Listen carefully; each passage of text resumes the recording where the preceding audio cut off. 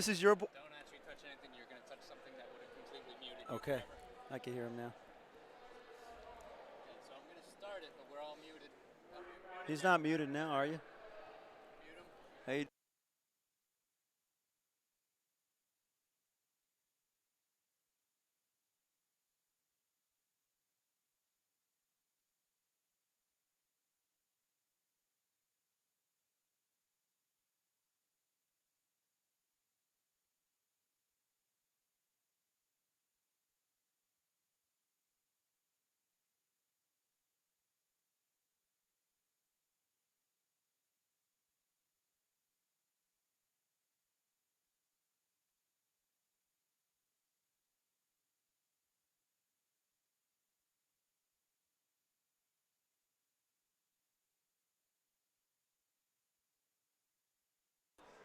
All right, this is NewHampshireTrackAndField.com, powered by Runners Alley, coming at you from the 2018 Division One State Indoor Championships up here at Dartmouth. Today's coverage is brought to you by Patriot Pole Vault Club, our friends down in Massachusetts. Patriot Pole Vault Club, we're here with Mike Smith, Hello. Messinic, and he writes a lot of articles for our website, so thank you so much, Mike. You're welcome. You're welcome. Doing that. My name is Tim Cox, and we are here right now. We're going to be with you for the next few hours. I hear they're going to delay the Super Bowl just for us, so we could get back on time, huh? That's what I heard. What is the Super Bowl? That's the Patriots versus Eagles. Come on, man. Tommy, the GOAT, going Yeah, after the GOAT.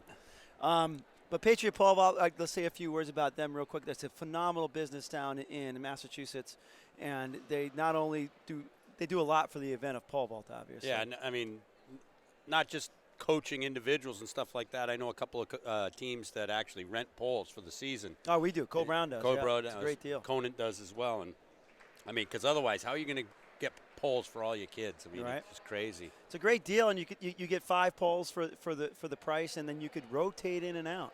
Oh, nice. So you as your athletes get better, get bigger. and bigger, yeah, exactly. So they do a tremendous job. Coach Doug down there, he does it.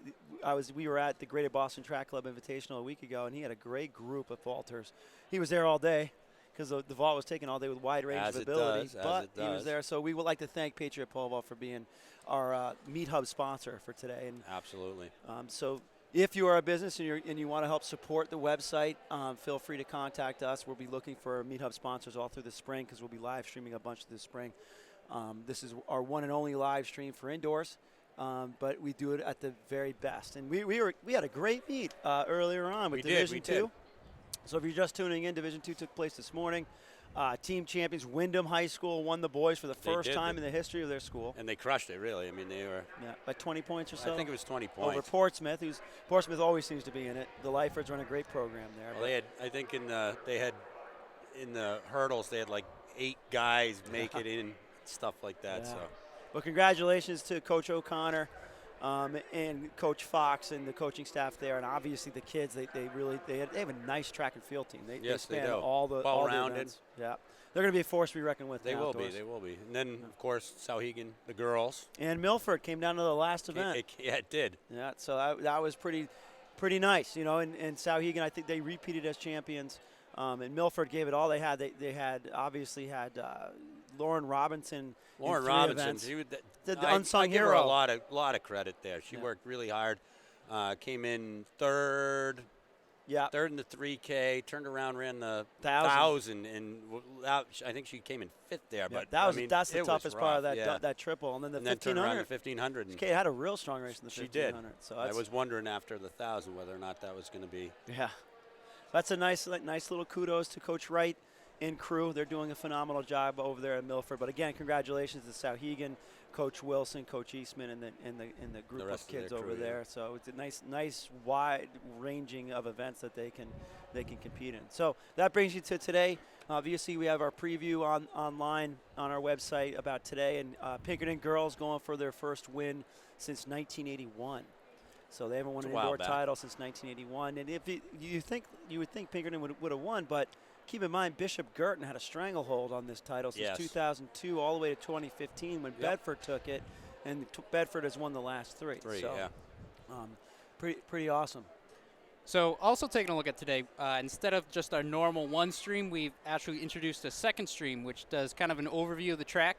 So it's been pretty good during the longer events and the relays, where you can actually take a look and watch your athlete the whole time, be able to watch that exchange zone. It's been pretty exciting. So you can find that right on the Meet Hub. It's also on NewHampshireTrackandField.com, right on that left side, and of course on our YouTube page. You should be able to find it. And that's Coach Greg Hall, co-founder of this website, but he's really the brains behind this whole operation. Oh, I thought I was the brains behind this. No, man, you just know how to press buttons here and there. Barely. But no, it's we were very thankful, and we also have to be very thankful to Lancer Timing, another partner. Without Lancer Timing, Rick Berryman, Tracy at Lancer Timing, this wouldn't be possible either. We work really hand in hand with Lancer Timing, and bringing this to you today. And they've been doing this forever. Oh yeah. And quality of the meets is definitely part and parcel with them as well. Yeah, and again, obviously powered by Runners Alley. Our friends at Runners Alley have been our partners now for the last couple years, and this really wouldn't be possible without Runners Alley's support. With certainly not the them live support, broadcast. right? The live broadcast. A lot of things you see, it's because of the support of Runners Alley, and really the track and field community and cross country community. But Runners Alley has been our partner behind it all. They really do care about every runner, every age of runner, and they do everything they can to support the running community, whether you're in high school, middle school, or even obviously as an adult. So I'd like to thank them. Yeah, absolutely. And they do spike nights for teams. Oh yeah. You know, coming up in the spring and stuff like that. Bring your team in. We went to one for cross country, and they treat you like kings, really. Yeah, I think what I understand is that everybody that enters the store with as part of that team is 20% off. Yeah. That's a great deal. Parents, everything, brothers, but I think it was technology sisters. might have been the only thing. But Yeah. after that, everything's 20% off. 20% off. They do want you to obviously go through the fitting process, which their fitting process you got to understand is like fitting tires to a car. You want to make sure everything is perfect. So that's kind of what we're. Yeah, you don't want to be they're all running on about. wooden tires. Yeah, and they've just always been a great friend. So hey, here we are, the 4x8. They're strutting to the line here. Coming on up, we've got. Who do we got? We got Bedford, Exeter, Pinkerton, Nashua South, Merrimack, Bishop Girton, Dover, Londonderry, and Winnicott. And coming in, Bedford has the leading time, coming in at 10:14, Exeter at 10:17, Pinkerton 10:23, Nashua South 10:26. Yep. And then last year's champ was 9:46, so it'll be interesting to see if they get after it or whether or not they're just rolling through to see who picks up the points. 4x8 is always interesting. It is to see how coaches you get a teams sense approach of, it. Yeah, you get a sense of how the meet's going to shake down after this. Well, sometimes you have a team that might not be the best as far as might not have great chances as a team, but then you might want to win something. So like Co-Brown boys did earlier today. Right. Fair start. Fair start, and they're going. So Pinkerton with the early lead. That's what it looks like. Somebody stepped around. Yeah. Gonna have to get used to uniforms.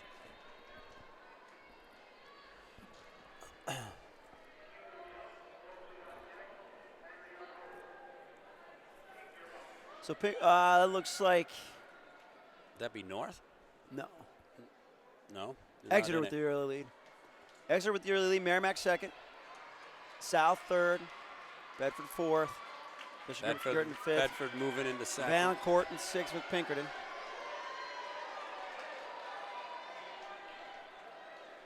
We'll see. We'll give you kind of a split through the 400. Give you an idea what kind of pace they're running. Leadoff legs are definitely a lot of contact in leadoff legs, and times are kind of misleading when you look at splits for afterwards. Really, so the top 8 are still pretty tight. There's a little stretching out, but they're Valancourt, within 3 seconds of each other at this Valancourt point. and Bishop Girton moving up. Valancourt and Dover's Pinkerton. off the back, but the rest of them are in contact. They're about 74 seconds through the first 400. That's 2:30 pace, give or take. 10 flat pace, give or take, for the whole 4x8. So they're ahead of pace at this point, and you would expect that. I mean, some of the 4x8s that were run this year were at UNH, and obviously that's not as fast of a track as Dartmouth. No, we've seen that today too in the other races where they're running a couple seconds ahead. Yeah. On D2 blew away their seat times. Absolutely. On both the girls and the boys' sides. So here we go. Bishop Girton moving on to the outside. It looks like she's going to take the lead here. unless Exeter holds her off. We got 3 right in a row here. Yeah. Bishop, Girton, Exeter, Bedford, Pinkerton coming on, South, Winnicott, Merrimack. Just taking a look to see how teams are loading Londonderry. up. Not sure if I see many A squads, so we'll see how they mix it up. I mean, you think about it, you might have a stud or studette that could win 2 or 3 events and even help Right. your relay team win. But even when she helps your relay team win, that's only Only 2.5 points, Yeah, really. exactly. So we'll see what this first split is. It's going to be somewhere right around 2:30. So leadoff legs are going to be about 10 flat pace. Bedford Yeah. hands off in the lead. And that first leg was 2:31. So again, about a 10:04 pace. Pinkerton has worked their way up. They were in about 6th place with halfway through the first leg, and now they've moved right onto the back of 3rd place, which is Bishop Girton making a strong move move. towards the front. And that's Netton Jerry, I believe. yes, it is. So she's very much a seasoned veteran. Pinkerton, so it goes Bishop Girton, Bedford, Exeter hanging tough, and Pinkerton in 4th at this point. I don't see Jackie Gaughan on the line, so it's definitely not Exeter's A team, but they have a nice program over there. They do. Nate LeVay, Joe Scazzatelli, they do a phenomenal job over there building a program. They still will have a very strong 4x8. But Netton Jerry's stretching it out. Bedford hanging tough. Bedford winners of the last 3 Division I meets. Always have great relays and always have great field events. Looks like Pinkerton's starting to roll up on it too. True. That's the thing. It doesn't matter where you are in the first half of your leg. It's really where you come into the line to hand off. And It's good to put pressure, though, especially It on the is. Oh, second absolutely. leg, putting pressure on the other runners. I think Netton Jerry's running a great leg right now. I do too. A lot of times, second leg, if you put one of your best runners second leg, you could blow something open. And it could really help your anchor leg, especially if they might have a big menu for the day. Little breathing room. Yeah. Yeah, Netton Jerry's just kind of. The other thing is, I think once you hop out into a lead in the 800, you can kind of relax a little bit, and if they come up on you, then you I can agree. just turn on the jets again. So that's, I think it's hard to get by. They got Caroline Toll, 3rd leg, about to get the stick in one lap, and she's a solid She 800 certainly meter runner. is. Then Jerry has definitely slowed down, but I think so has the entire field. Right. But, she's not too careful. These 3, they get together kind of like the Peloton in the Tour Yeah. de France and catch her. And not much time left, though. Pinkerton making a big move. Pinkerton making a big move off the backstretch, opening up the stride. Ciara April's going to be their 3rd leg. She's also solid. We'll see who they have anchoring. So it's very strong teams. Might not be their A teams, Bishop Girton and Pinkerton, but very strong teams. Strong enough. Those teams yeah. are pretty deep. So here we go. Seatoll getting the stick. She's out That was a 2:31 leg again, very solid. 5:02 through the Bedford. mile. Bedford taking it on April.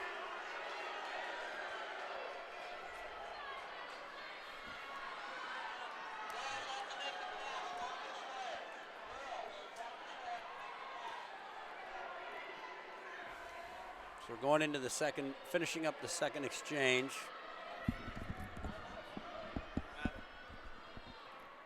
Merrimack in their second exchange, Dover waiting, but Bishop Girton has already passed Dover. So BG out in front. You've got Pinkerton chasing about 15 meters back with Bedford on her shoulder.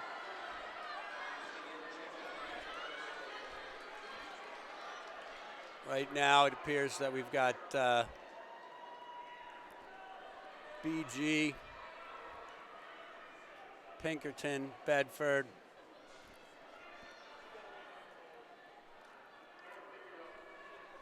Seatoll with the lead. That Dover is being lapped, I think, right? Oh, they have been, Yeah, yes. She's hanging tight on there, Seatoll but went she's a through lap down. 72-73. She's on 2:24 pace. Pinkerton and Bedford, Ciara April with Pinkerton. Right They're Exeter in right there. fourth. And Exeter is hanging tough. South fifth. See what these Winnicott at anchor sixth legs right are. now.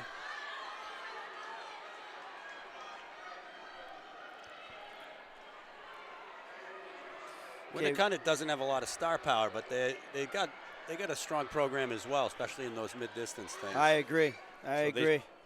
Now they're going to have Olivia. Bedford's going to have looks like Olivia Coco as the anchor leg, and she's legit. She's in Very. the 600 at 141. Toll. Look at Sierra April catching Toll here. There we go. Bishop Girton and Pinkerton going into their last lap of this leg. Sierra April has definitely been part of every success with Pinkerton, including their New England Cross Country Championship team this year. Violet Sullivan looks like she's going to toe the line, and Violet's Brittany gonna Johnson. anchor. Brittany Nice. Johnson, if she gets Oh, boy. if she gets the baton in the lead, they're going to win. Absolutely. Bottom line, she's the warrior from last year. She's got a big menu today as well. But Pinkerton's going to need She her. loves it. Oh, You know, yeah. She wants. She's to all run, about team. All she about wants team to and run scoring 4 points. events. So we'll see what kind of pace they're on as She Brittany gets the Johnson stick gets about the stick. 5 meters up. Bishop Girton, now it's already been a balloon to 10. That's so through. Sullivan taking the stick. Nashua South. Brittany Johnson So going they're around on people. sub 10 pace at this point in time. Brittany Johnson's going after it. No, Bishop Girton hanging tough though. Yeah, they are. Not going away. It's hard to make that up though. They try, and that's the thing with indoor. They really try to make it up early. I agree. And that can cost you. Bedford in third. It's like Exeter in fourth, South fifth. Yep. Violet Sullivan with the guessing- anchor leg. Winnicott maybe in sixth. No, don't look now. But that's Bishop Girton catching Brittany Johnson. It is. This is going to be pretty But- tight coming in. Again, you got to get by. That's the tough part in this. Yep. Got to get by, and Brittany Johnson's not going to She'd let be good. you by. Bishop Girton would be good. Just kind of hang right now. And gather then try herself. To save. Then try to rip. They just went through in 69. 69 seconds. Brittany Johnson went through. So that means that So Bishop that means Girton Bishop must run Girton must 67, 67. 66. That's Nice. pretty amazing. That is pretty so good. she got her in there. Will she have enough to make a run at Brittany Johnson here? Yeah, that I- seems hard to believe.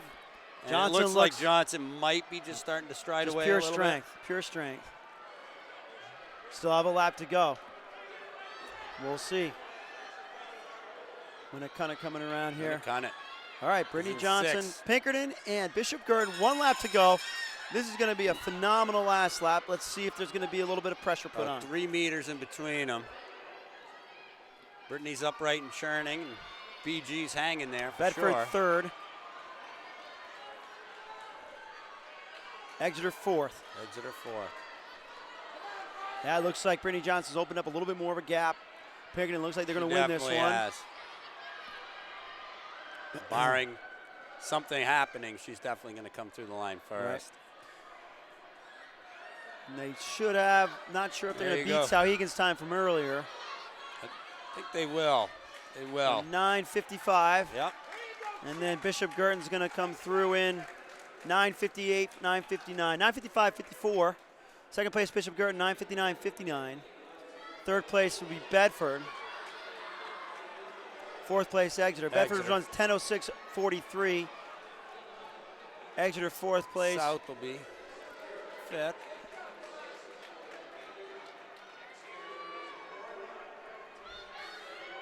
Exeter fourth and 10:11, 99. Winnicott South was going to fifth, round it out. 10:18.50. So for those that don't know, there is no meet champions in indoor track. So what the committee does is they take the top 6 performances between both division meets. Division 1 ran earlier today. And then Division two. Division 2 ran, thanks Mike. Division That's 2 all right. ran earlier today, and then Division 1. So the 6 best times will be eligible to compete in the New Englands in a few weeks here. All right, here come the boys. We got Winnicott, Nashua North, Concord, Keene, Pinkerton, Dover, Londonderry, Merrimack, and Memorial.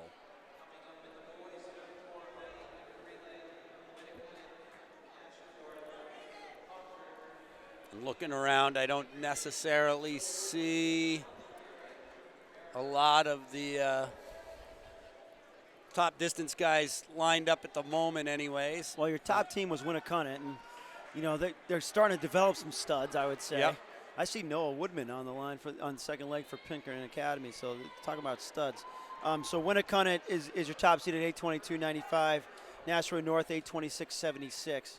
Concord 836.86, Keene 838.90, Pinkerton 839.24. So it's really how people want to play this. I mean, Well, the other thing is I think you got to run fast enough to get on the line, and then after that, then you kind of play with the people that you have. I mean, Dover there was the 7th seed, and I think they finished 7th, but it was just barely. So I think, you move people around, see where you can score. you kind of see some strategies here. I don't, Nashua North is trying to chase Pinkerton, at least on paper. Yeah. Do they use a Vorback and an Ireland in this, or do they keep it with their I think they go next for set? individuals, but Fair start, a little bit of elbowing, but that's rubbing his racing yeah, indoors, right, Mike? That is. I don't think you can get off the start line in a 4x8 without knocking elbows a little bit. They're getting out pretty good. Seems Now, to Dartmouth not being a banked track, but it has nice, gentle turns. be. It does. You can really roll. And you spike up, so.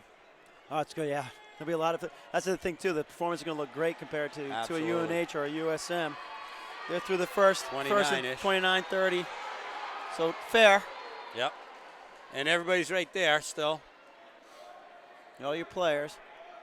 The back's moving towards the middle now, so that first lap, you just kind of find some space to run and then do what you can. Yeah, I agree. It's really early in a 4x8.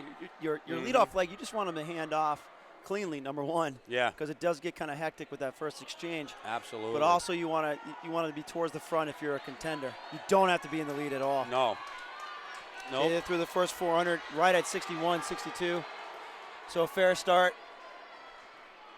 Like you said, I don't see a lot of studs as far as their top fastest kids in this. Right, or Looking at down least the we line. haven't seen them standing out there yet. Right. But they could be in the 3rd and 4th slot easily. A little Watch. shifting going on now. Dover's hanging in there in 5th. Winnicott has put together kind of a nice little track and field team there. They can't be counted out today. They're through 600 in 134, 135. They're on about 206 pace for a leadoff leg. Let's see what this last little spurt does here.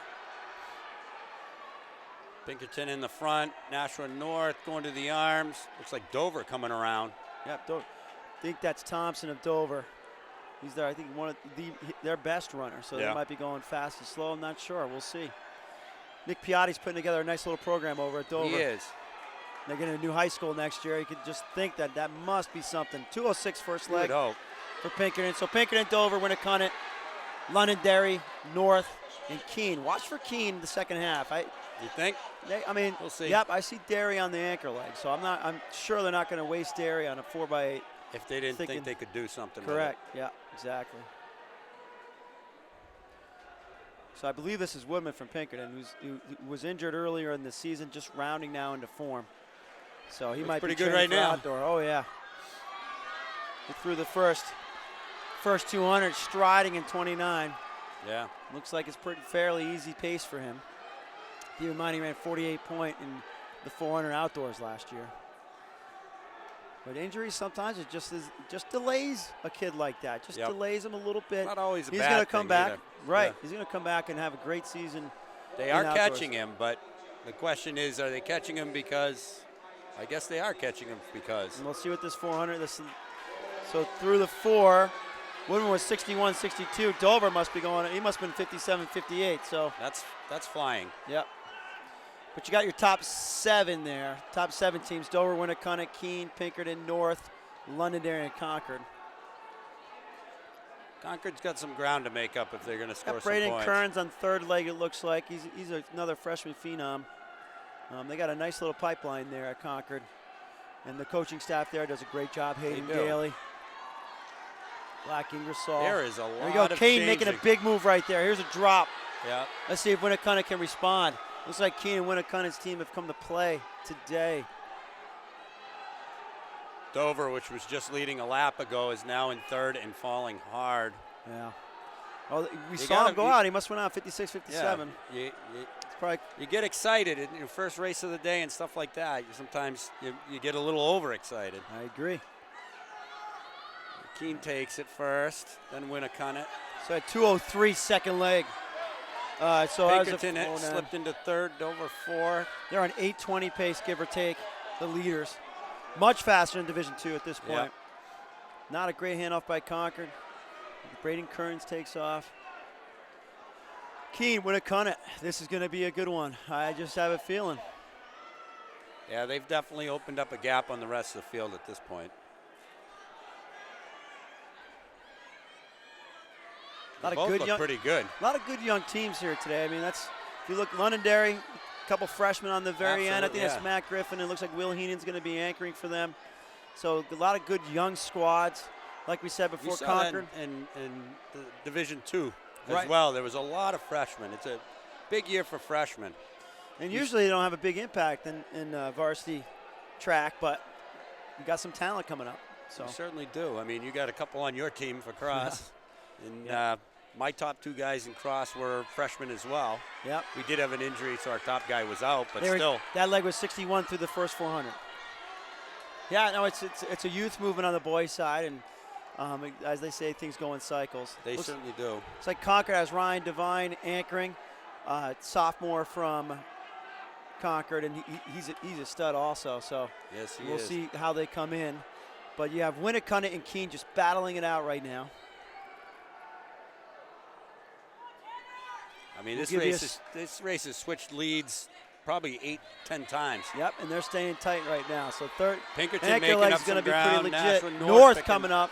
North and Pinkerton, I mean, they could be locking horns here. Mm-hmm. But you also have Winnicott as a great track and field team. Billy Powers obviously comes to mind. I can't wait for that. He's in for three or four, probably 4 races they're doing with him today. We would. We had a Billy Powers trying to maximize points as much as possible. And I think Billy Powers wants to be in 4 events. Right. Not everybody always does, but some people want that. Okay, Winnicott hands off first. Open it up a little bit. That was a 210 leg.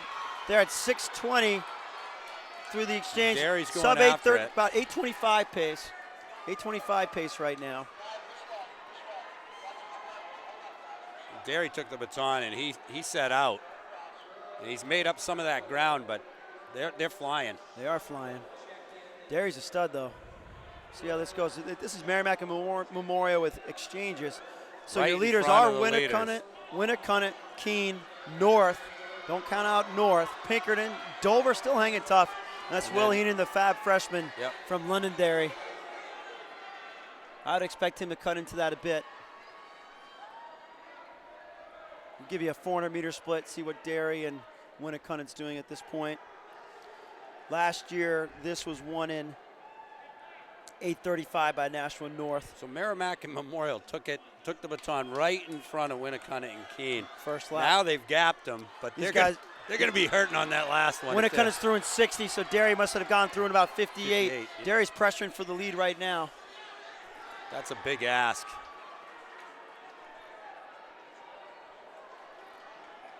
And he's around. Yep, he completed the pass right at the right time, right before the turn. Let's see if Winnicott might Winnicott be able looks to good. ride him. He Yeah. looks good. Just sit on Winnicott him. ran a great 4x8 earlier this year too, so they're not. Looks like Devine has said, I'm taking this one easy. One leg, 131 through the And then 600. Here we Winnicott go. goes right to Derry's shoulder. Now he's And using he's the lap around. runners. He's using the lap runners. Absolutely. That's smart play. It's indoors. If they're in play, that's what you do. That's the way indoors goes. Winnicott striding away. He definitely used it. It's kind of like a pick play the Patriots use. Yeah. It's all legal unless you're caught. That's also the thing with when you have the lead, you can let them roll up on you, True. kind of rest, and then And go. Winnicott is your 2018 4x8 champs. 8:22.48. Keene will be second. North will be third. Valuable points for North. Pinkerton in fourth. They might have planned that. Londonderry again. Will Heenan comes up for fifth. Yeah, Dover sixth. He chews into that lead for sure. So Winnicott wins in 8:22.50. Keene second in 8:26 flat. North third in 8:28.71. Pinkerton fourth in 8:31.01. Londonderry fifth in 8:33.55. Dover sixth in 8:34.62. And I'm not sure what won Division II, I don't really remember. but that might have blocked out It may the have. champs, Cole Brown from New England. Might.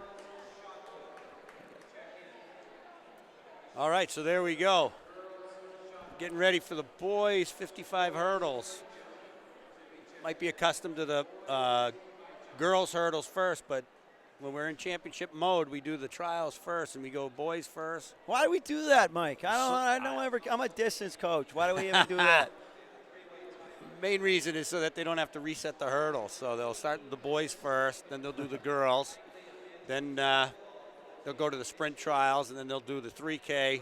Then when they come back, the hurdles are already set for the girls, and then they just switch them for the guys. One less time that we have to do that. Well, how do you like that?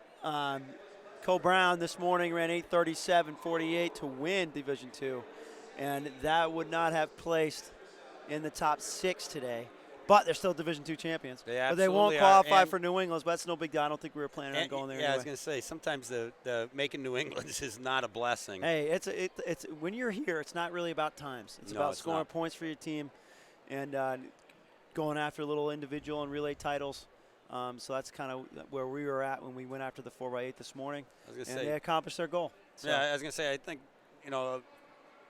only half the kids that I've had that have qualified for New England's have actually gone, just because it's a difficult spot. right. Lots of times they're coming right off of vacation Right. and just trying to find a way to train through what oftentimes is the worst part of the season. And if you don't have facilities, and for us, when we get a kid to New England's, it's one kid. It's not, we Right. don't have a bunch of guys. So Well, wise coach once said, sometimes your winter can be your second summer absolutely. for training. All right, in the 55 hurdles, first up we've got McGregor of Salem, Nichols from Concord, Trombley of Memorial, Powers of Winnicott, Salini of Pinkerton, Hawkins of Bedford, Heiser of Merrimack, and Fisher of Bishop Girton. It'll take a little while for them to switch Well, these sometimes over. they delay it because the 4x8s go so fast. Yep. Larry Martin, Still the got long master, jumping going on. master meet director. He wants everything to end and go in a certain way, and he's kind of been at this for a while. We're hoping we get some time with Larry Martin during this broadcast so he could fill us in on educate us on the history of The New ins and Hampshire outs. Track and Field, the Winter Track League, WTL. I could see that on a T-shirt in the future. But yeah, so they're going to hold the running events up for a bit and get going with some long jumping here, and we'll see what happens here. You might be able to see some long jumping right down the side of the screen on the left-hand side and pick it up a little bit on the fisheye camera. Yeah, we also have the high jump, and the high jump looks like it just concluded. 5 feet 4 inches looked like the winning or the last height kids went out at, and we'll at the I can bottom do of that. yeah. I can walk right under that bar practically. Bend over You're a little just bit. yeah. You can at least look down on top of the bar, but you can't even get your Barely. hips above the mat. I bet. Oh my Lord! Every once in a while at Messinic, we'll have a high jumper come through, and I'll show him some of the mechanics, and I can show the mechanics right up until takeoff. After that, I pretty much lose altitude as soon as I take off. Strutting Crazy. towards the camera is Mr. Ed Burgess. That's right, the Burge. He A little bit. I talked about Kevin. Remember Kevin up at USM puking his brains out all over the track? Yeah, he always did that. We love that. It was one of our favorite One of things. my girls said, yeah, they were talking about you. They said, Ed Burgess, hey, half his kids work here. That's why he had so many kids. That's what I thought. Yeah, I thought your family spanned all the volunteers here. yeah, Ed. exactly. Figured Ed just wants to make sure that he's got a crackerjack crew. Ed's so good. He officiates and he coaches all at the same time. One of my favorite people to talk to when I run into somebody at a Are we meet. delaying this for the jumps a little bit? Yeah. Okay. Perfect. We hadn't set up yet, so it didn't look like last time here. Yeah. Cool. Allows people to use the track too if they want. Yeah. Well, we. Yeah, something happened with the computer. You change a couple of those little wires. Well, again, this is There's lots of little wires. New Hampshire Trackandfield.com, powered by Runners Alley, coming at you from Dartmouth College. Brought to you today by Patriot Pole Vault. Thanks. It's awesome. So it's we're off to a good start. Pinkerton girls won the 4x8 to post an important 10 points. Didn't look like they had to tax a lot of their athletes for that. And the boys was won by Winnicott, and Winnicott would definitely need those 10 points to even get a little lead to begin with against the squad from Pinkerton. Pinkerton, both boys and girls, are favored today for an Astro sweep, if you will. and we'll see how it goes. But that's why we run the meets, right? Absolutely. I hate to cheer against anybody. That's not, but you almost want to make sure that there's other teams involved in the hunt and all that other stuff too. You don't ever want to see it be a blowout or anything like that. Correct. Yeah, it's wanna always see- exciting for us when it comes down to the last event. Yeah, I mean that was in Division II. That's what we saw with Milford and Sauhegan. Correct. In the 4x4, Milford did finish in front of Sauhegan, but they only finished ahead of them by one place. And then Milford, their 4x2 team's not nearly as strong as Sauhegan's was, Right. so they ended up in the third heat as opposed to the fastest heat. And then they struggled a little bit in that, but then Sauhegan just put the emphasis down and dropped the hammer and rounded out. And then for Wyndham as well, they were winning. They were going to win the meet by the time the 4x2 came around, but they also got the 4x2 win, which was kind of nice to finish up the meet. Nice little exclamation point. Yeah, exactly. We had that a few times when we had those strong girl squads earlier, a few years back, but it matters to the kids. It's not just the team absolutely. title, but the kids that are on the specific relay. Yeah, It matters they to them. want to They win. want it. Just like everybody here, whatever race you're in, it doesn't really matter. You want to do the best you can in that moment. And they do get cool batons. Yeah. When you win, you Yep. get cool batons, that's for sure. So that's kind of exciting. If we get a chance, we'll grab one of those and show it to the screen. But they do get cool batons, and they're all states. So the winners of each get all state batons. So. I think we're over it. I think we're fine. Okay. So we just got word of WMUR's here, the big boys. Gonna get some footage. I hope they get my good side. Which Not side sure is which that? side that is. You're wearing some Probably pretty my- short shorts right now, Mike. I'm Probably not sure my which side feet that or is. something. All right. What about this facility? It's beautiful. It I mean, is, and- obviously. And they must have redone it recently. I'm not sure. The track No? just always looks phenomenal here. It does. That'll be fine. I think we're going to be over that. I think we'll be okay, Rick. We're going to out Rick Berryman from Lancer Timing, ladies and gentlemen. That's a surefire bet to get him away from us. Yeah, He's running away. exactly. There he is. But no, we're just trying to entertain while we're waiting for the next event to start. The girls' high jump is already concluded. Boys are warming and up. winner of that, valuable 10 points, was Sydney Lewis from Nashville South, 5'4". 10 points clearing away. Emily Lesbert from Pinkerton cleared 5'2". Now those two have been kind of going back and forth the whole season, and to be honest, this is one of those events where even a 2-point swing or a 2-point difference could be a difference later on. You never know. South does have a nice squad. We do know that Chris Borg might not be a go today. She's been hurt. But if they do have her available and they have a full squad, they know all might do kinds of really well. secrets, huh? Oh yeah. Third place was Sarah St. Pierre from Nashville North, 4'10". She got the judgment over Olivia Lavoie from Alvern, who was fourth. Fifth place was Kelly Langley from Manchester Central, 4'8". Tied with Sophie Wins from Winnicott, as well as Sydney Squires, freshman from Keene. You Those are just the said top. judgment. The Yeah, one viewing of them had a public, they judge. might not What does that understand mean, how Coach? it works. I don't know. What, I just saw the Yeah. J. What does that mean? What's that mean? It means that they both went out on the same height, but the person that ended up with the higher place had less misses in the earlier rounds. And when you watch it professionally and they do passing and stuff like that, that can sometimes really come into play on who wins and scores points and stuff like that. We're going to have some more results for you right here. I think the boys' shot put has already wrapped up. So we'll get those two I heard them over momentarily. there. They were Yep. grunting and groaning. So in sixth place from Nashua South with a toss of 43 feet and a quarter inch was Raz Alcalay. In fifth place with a toss of 43 feet, 6.5 inches was Ben Lacombe from Bedford.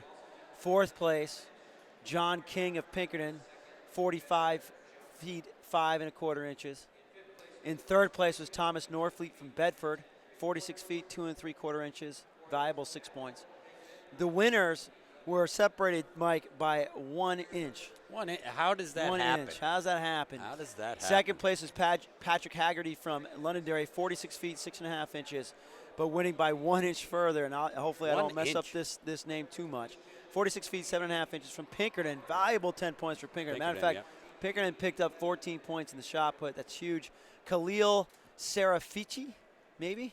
Could be. Khalil I'm Serafici. looking at it from across here. I'm going to I'll use have to bad ask- I'll eyesight ask to say Coach that French I'm not what sure. the, yeah, exactly. what the pronunciation of that is. But he wins. He's your 2018 shot put You happen champion. to, not to take anything away from these guys, but I mentioned on the broadcast of the Division Twos that there were 2 events in Division Two where, in the entire event, that the Division Two top seed was greater than the Division One seeds, and when you look at, that's pretty impressive to have that happen. But it was in the 1,000, and then it was also in the shot put. And in the shot put, it ran to form. It was Cap Merchant from Lebanon Yep. and Marcus Roper from Lebanon. I can't remember The what Lebanon their throws are, but I would be willing to bet. That Roper has the best time today, best distance today, I should say. All right, we got some results from the boys' long jump, too. Let's see how many points Pinkerton picks up here. Let's see. 6th place, Paul Marchand from Nashua South, jumped 19.9.5. He wins the tie with David Suoth from Spalding, who placed 7th. He also jumped 19.9.5. So what happens there is they go to the next best jump, and Marchand had second best jump at 19.9 to Suoth's 19 feet 2 inches. 5th place from Pinkerton, John Brooks, 19.10 and 3/4 inches. There's 4th some place from Avery Battle, also from Pinkerton. There's so there's some 6 points. 6 6 points points. right there. 19 feet 11 and 3/4 inches. In 3rd place is Brian Gennett from Merrimack, 20 feet and a half inches. That's valuable 6 points for them. But in a little bit of an upset, Tristan Delasima from North, who's known more for his triple jumping. Absolutely. He really flies in the triple jump and outdoors, and I actually won Dartmouth relays a few weeks ago. He jumped 20 feet 8 3/4 inches. He was the favorite coming in. That's downhill, right? I It's- mean, these guys yeah. are jumping downhill. There's no way they're jumping 20 feet, is That's it? pretty amazing. But the 20 feet. upset so far today, Lucian Mumpini, again, forgive me if I'm slaughtering the name, from Bedford, who was actually ranked 6th going in. 7th going in. He comes in with a huge, if his PR was 20 feet 1 inch prior to this, he jumped 10 inches further for 20 feet 11 3/4 inches to score a valuable 10 points for Bedford and to take the title. Wow. So Wow. 11 inches back to take the title. Yeah, we don't know if that's his PR or anything like that. It but is this certainly season, is at this least. season. Yeah. So that's amazing. So after 3 events scored, and I know it's early, but Pinkerton's already jumped out to a 6-point lead, 24 points over Bedford's 18, Nashua North 14 points, Londonderry 10 points. And that's 2 of the 3 field events done for boys. Yep. So long jump and also shot put. Those are done. And hopefully we'll be getting these hurdles started pretty quick because, They didn't come Super here to Bowl listen starts to in the 2 2 of hours. us. Right, we got to fill more time. They didn't come in to listen to us. Yeah. Or maybe they did. You never know. They might like your writing, but I don't know. Yeah, I bet you they like my writing Yeah. more than they like my commentating because it's shorter. Well, we do have some time also to say, Yeah. NewHampshireTrackandField.com along with NewHampshireCrossCountry.com, both powered by Runners Alley, but we're here for you guys. We're here for the kids. Absolutely. It was started really because of we felt as a group of coaches that the kids in New Hampshire were kind of getting shortchanged with your larger websites. With no fault to their own. They're trying to cover a whole country. Absolutely. But we really feel that New Hampshire, the state of New Hampshire per capita is some of the best track and field and cross country there is in the country. And we really felt that the kids deserved it. And we know the sport, so we figure, what the heck, we might as well Yeah. let other people know what you know. And there's a lot of coaches that are passionate about it, like ourselves, but it takes a whole village, and so we are very thankful. Mostly the village up in Northwood. Yeah, no, we get a lot. I know, but you we guys got Division do a lot. 1, 2, and 3. They do a great job getting stuff to us. We would love to get more stuff. We have a community upload for photos. If anybody ever takes photos, I don't care if it's a parent, a kid, as long as they're appropriate. The photos Yeah, you don't of want my action photos of track and field and cross country, you could do our community upload and upload photos that way. My photos usually have my thumb, the ground. Is We this want- thing on? Well, I'm supposed to be trained on the real expensive cameras today, so we'll see how those come out as far as the awards. But you know, we're New Hampshire's website, so we're New Hampshire's track and field website, and we take contributions. I think I can honestly say we've posted everything that's ever been sent to us.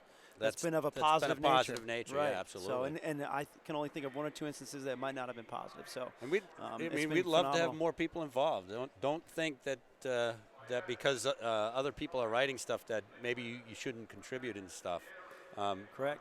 I know that I'm in Division III. I'm always trying to encourage the coaches to send in results Yeah, because results they think, are well, huge, nobody wants to know, you know, the results of a stinky little D3 meet, but it's just good for everybody You'd be to surprised, Mike. We get a lot of I emails know. asking for those results, and especially if they're just hand timed and the results are posted, you take pictures, send the pictures in. have. Right. We're more than happy as long as it's legible, or the picture's not blurry. We'll post it some way, somehow, and it's again, we're meant to be a service to you all. We're talking parents, we're talking and I think- athletes, we're talking coaches, and we will always be free. That's the one thing Yeah. we'll say. You won't have to pay for a live stream through this website.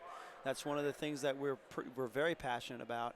We Well, want to if remain somehow that way. if somehow they got to start paying, I'm done. Exactly. Because it is important to me to make sure that we provide the fans of running in New Hampshire what they should be getting. And all our photos are free and downloadable. Sometimes I forget to hit the button that takes off the buy photos part on the Oh. Smug Mug, but they're all free. They're all downloadable. They're always going to be that way. So Can I please pay to get download. the ones of me that are posted on there taken out? They're usually pretty those are bad. some of our favorites. We like Yeah, to use those, think, Mike. I think Scannell tries to get those pictures. Yeah, shout out to Dave Scanlon. He couldn't be here with us today. They're celebrating a family birthday, but he's been our photographer from the get-go. And but we've been very fortunate to have co-founder Greg Hall step up with the camera, and then Davio DeLuca this morning with the camera. Julie O'Brien from the Concord world is always contributing photos. She's a great example of a community member just uploading photos and letting us know that they're being uploaded, and we put them on the site. So again, we're here for you all. If there's something you want to see, send us an email. We might ask you to help with Yeah. it, but that's okay. If you want to write an article and take a look Absolutely. and send it in, that's fine too. I'm pretty good at editing, I think. Sometimes I do miss some things, but I'm not a prideful guy, so whatever we need. We also want to say thanks to Peter Adesano, who's been our camera guy from the get-go. He's been a phenomenal camera guy, and he's really done better with his commentary. After a shy start, he had great commentary this cross-country season, and we'll be looking for him to do some more in outdoor as well. But if you get angry because your kid's not visible while they're running and stuff like that, you blame him, not us. I just talk. Looks like we're at 5.6 in high jump. Well, that's the opening height, so I'm not sure if they started yet. Do we have any jumpers yet? I've seen a couple guys attempt to go over. There we go. He So on hit it with north. his arm on the way up. Yeah.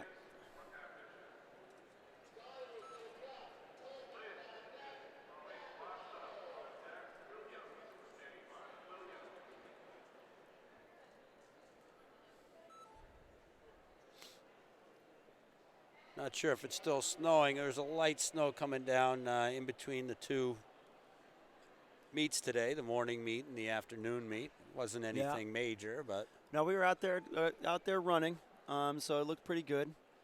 wasn't really accumulating on the roads or anything.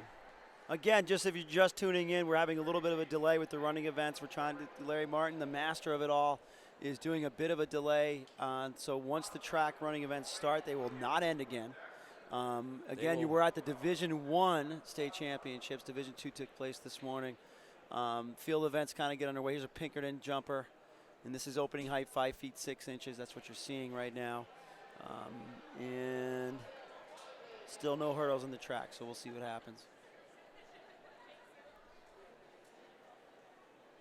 So, Mike, you have volunteered at Messinic this season? I did, yeah. I volunteered and probably spent as much time coaching as this time than I did before. But I had one of my previous athletes come back Yeah. and was looking to coach, and trying to coach 3 seasons can be tough. And Yeah. I've put off a lot of things, family things, over the years in order to coach. And so this year I said, well, I got somebody that opportunity. I can help them, help guide them. Yeah. And we'll work from there. But then because we're a Division III school, we have the ability to bring up 8th graders. Yep. And my daughter's in 8th grade, and I said, convinced her, why not try indoor? Mostly just so that you keep running.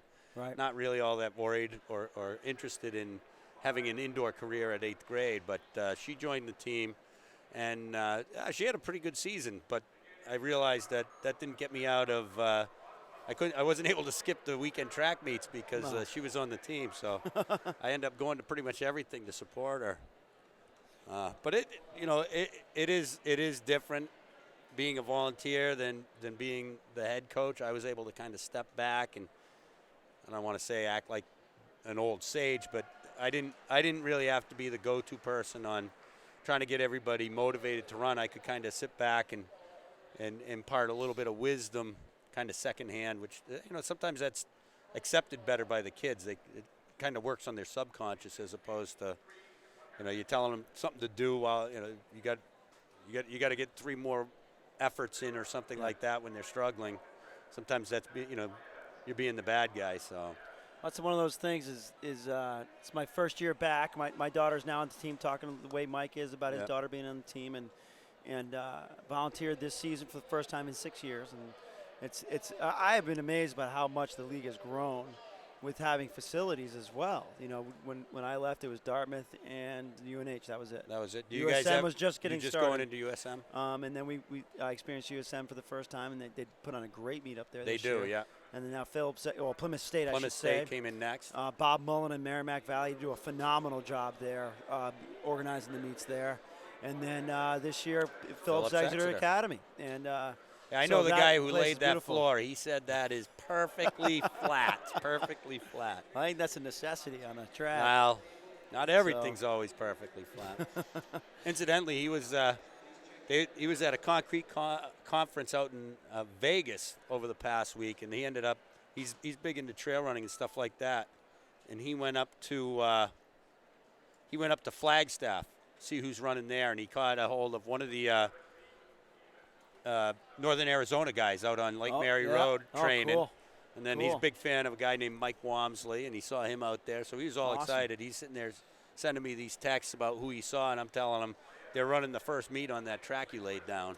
Hey, Mike, I'm seeing hurdles on the track. I see hurdles on the This is getting track. us a bit excited, a bit pumped up.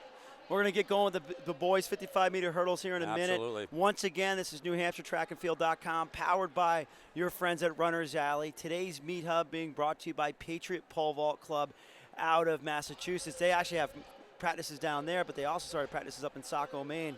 So for all your pole vault needs, Patriot Pole Vault Club. So we're going to start off the number 1 seed today, Billy the Man Powers. Yes. So who do we got in this first heat that's about to start in a few here? We got McGregor of Salem, Nickel from Concord, Twombly of Memorial, Billy Powers, as we just mentioned, from Winnacunnet, Cellini from Pinkerton, Hawkins of Bedford, Heiser of Merrimack, and Fisher of Bishop Girton in Heat 1.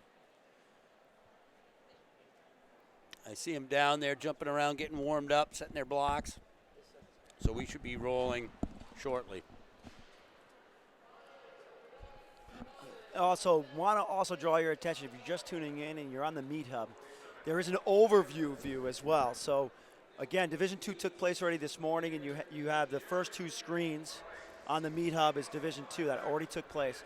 So if you go to the next 2 screens, as you scroll down, the first one's going to be the overview, and you could constantly see it. It's from our 360 camera that we placed way up high, and you'll be able to see the whole track at one time.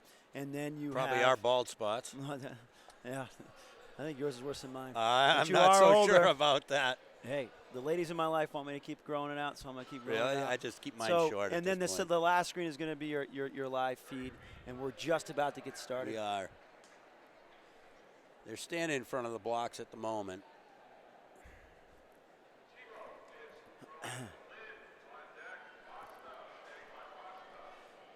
Again.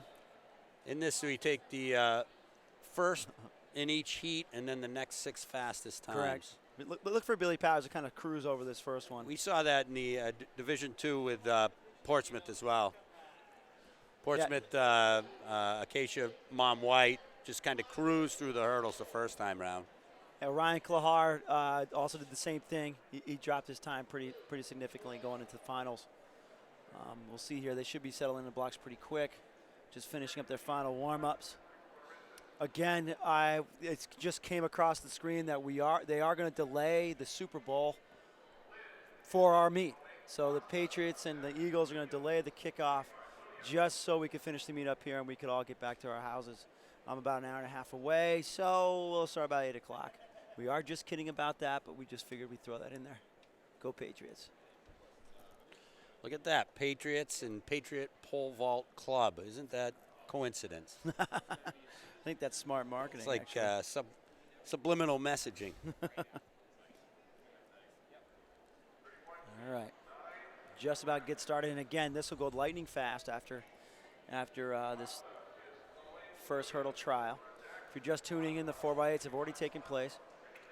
Winnicott boys won and the Pinkerton girls won. So a valuable 10 points. Pinkerton boys, after 3 events scored, are off to a pretty hot start. They're favored to win today. They were favored to win last year. Nashville North came up and beat them, upset them.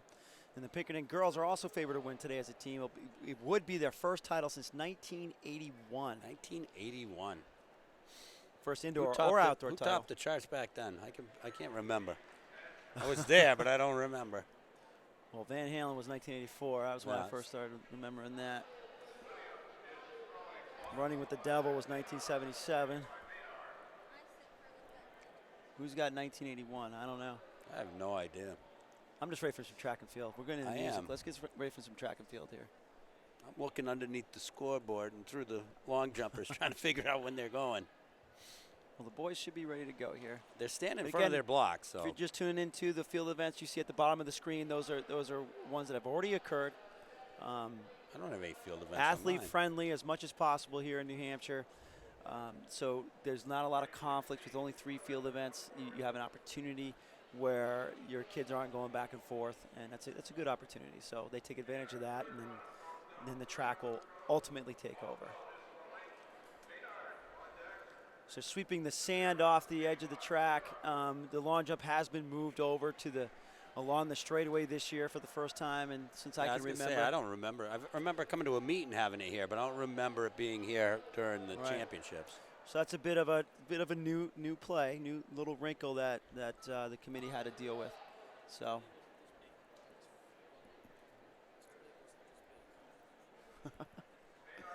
Sorry if you hear some giggling. We just keep having people coming over and saying little things here and there. We're more popular this year, Mike. I don't think people knew what we were doing last year. I don't think we knew what we were doing last year. Again, this will always be a free live stream. Nothing against the other national sites, but we want to keep it free to you guys. Again, we are New Hampshire's website. Verbally against them. Nothing. No, keep it down. Keep it down. But honestly, we're here for everybody. This is New Hampshire's website. Again, we're here for you. Whatever you want to contribute, we are more than happy to entertain. We have posted basically everything that's been sent to us of a positive nature. And again, I can only think of a couple things that have not been. Photos, videos, some way, somehow makes it onto the site, even through our social media as well. So become a follower. We have our own Instagram, even Snapchat for the kids out there. Most parents think it's like Snapbook. Facegram. But it's Instagram. We have an Instagram. We have a Twitter. I know all those things by name. I just don't know how to use them. Snapchat. So follow us on that. You get all the major updates as we're going through. We have Corey Dow doing that she's doing all the interviews today. She's been doing interviews now for us for a couple years. And then we're going to be giving you social media updates throughout the day. So pick them. She's going to be mostly on Chris Benson, mostly on Instagram and on Snapchat.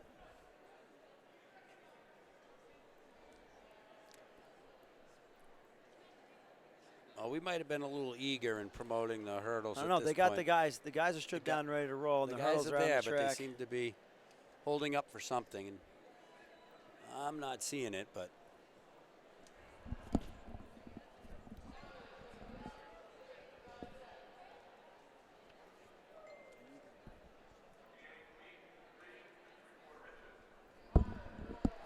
Again, this is Mike Smith and Tim Cox here announcing with you today. We do have a guest person that will be coming in and out, Jim McKenzie. He'll be coming in and out. Jimmy Mack was the announcer this morning for Division II with Mike. Mike's doing double duty here. He's going through Big shout out to Kevin Beck out in Colorado tuning in. We really do appreciate you guys tuning in from all across the country. That's the whole purpose of this as well. Believe it or not. Colorado. Even though, yeah, Boulder. Boulder. Even though we're a small state, we are spread across the country. So that's another one of the reasons why we do this, and why we keep it free. So. Yeah, I heard somebody saying that they were really excited because they had grandparents that couldn't come because they're not able to travel and stuff like that. And so they were able to watch their grandkid, competing, even though that they were, they couldn't make the trip up here. So they're pretty excited about that. So if you're checking out the screen right now, we do have it pinpointed on the hurdles. That's Larry Martin. That's after the third hurdle there. And right now, all he's doing is watching the long jump. He's waiting for the perfect time to start the meet. Again, this is going to be like lightning as we go through this track and field meet. Again, if you just tune in, they are going to delay the Super Bowl just for us here in New Hampshire. I have a direct line to Roger Goodell for when we get done to let him know that it's safe to start the Super Bowl just for all the Patriots fans. Is he one of those elves that makes the cookies for Keebler? Robert Goodell? Watch out. The Patriots might get another conspiracy charge. Yeah. Elvin Cookies magic. That's how they win. Elvin Cookie magic. All right. I know we were talking with Larry earlier, and he was saying this is the 43rd 44th. time. He amended that, Mike. 44th. Yeah, we're hoping to get him on the mic a little bit. He'll give us a little sense of history. We'll but see. I mean, he might be one he of those actually things where asked he me- says he's going to be on the mic, but then not be on it. He asked me how old I was, and I said 44. He's like, that's how many years I've been a meet director. This meet has happened for 44 years. How come everybody has a Larry Martin voice? This is pretty bad. Pretty bad.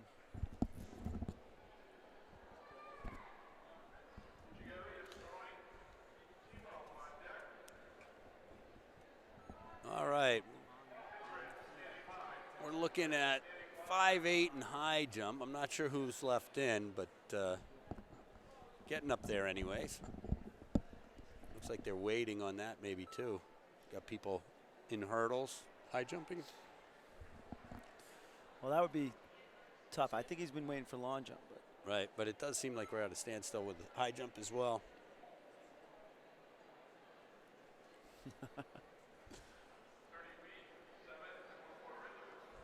As So- an athlete, this would be the part that would be killing me. If this was your event, if you're in the hurdles and well, you honestly, kinda as a got down coach, there. we prepared Orion this morning for Yep. Division II. We said there might be a delay. Yep. And he knew it. Yep. Trials is not as obviously not as important Right. as finals, Especially when you're the a top seed. and seed. So he was aware of it, and he kind of spelled himself. But again, he's a senior, so and so Yeah. is Billy Powers. Right. But you have freshmen out there right now, and we'll kind of check it out.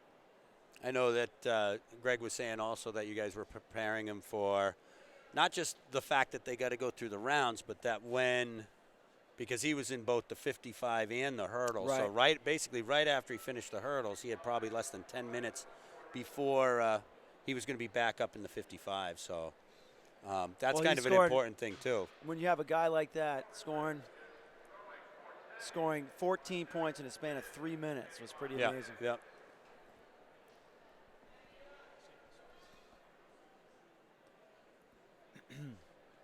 Run out of things to talk about, Mike. What's Well, next? Come I on. had said to Jim that we probably should have come up with some jokes. No. I think, unfortunately, the only jokes I know are probably not appropriate for doing on New Hampshire track and field.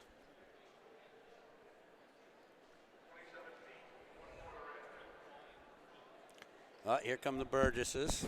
They'll give us some insight. They're almost ready, he says. They're almost ready. We'll be up and running in the hurdles in no time. When Ed says we're almost ready, that means we are almost ready.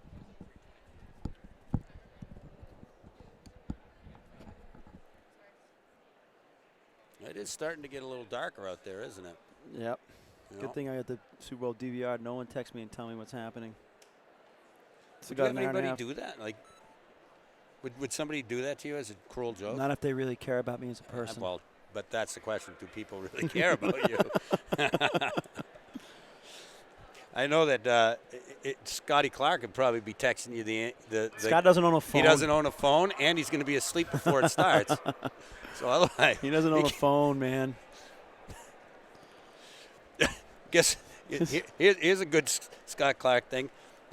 So they're getting ready to pick up. He's going over to pick up the awards for the kids that he got because they give them to you in a big envelope and stuff like that. And they said to him, you got anything going in the relays? Because the relays haven't been calculated yet. And he goes, no, leaves. And his team won relay medals, so I have them. I'm taking him to the first meet. He's got a lot of sheep that he takes care of.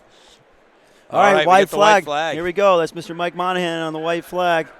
An officiating legend. When he puts up the white flag, means we're ready.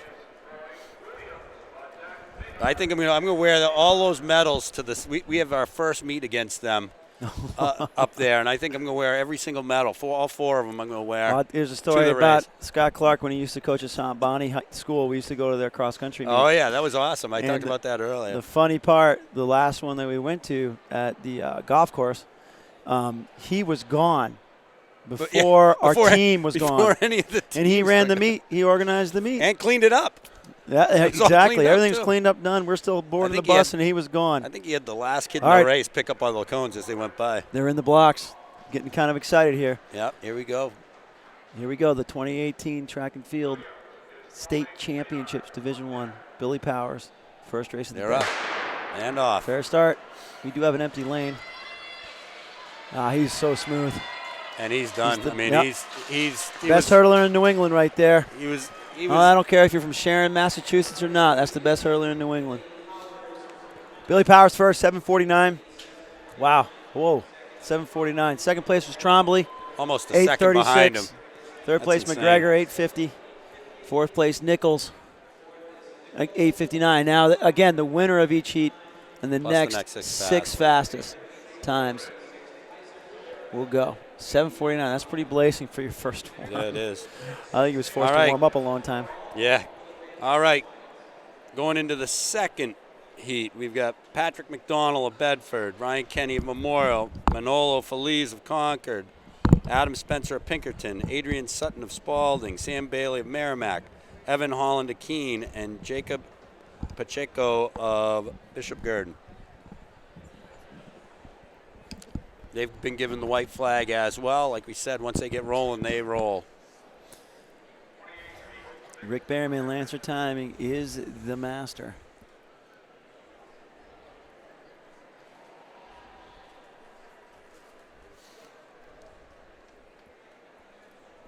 And there's your contestants for this next one.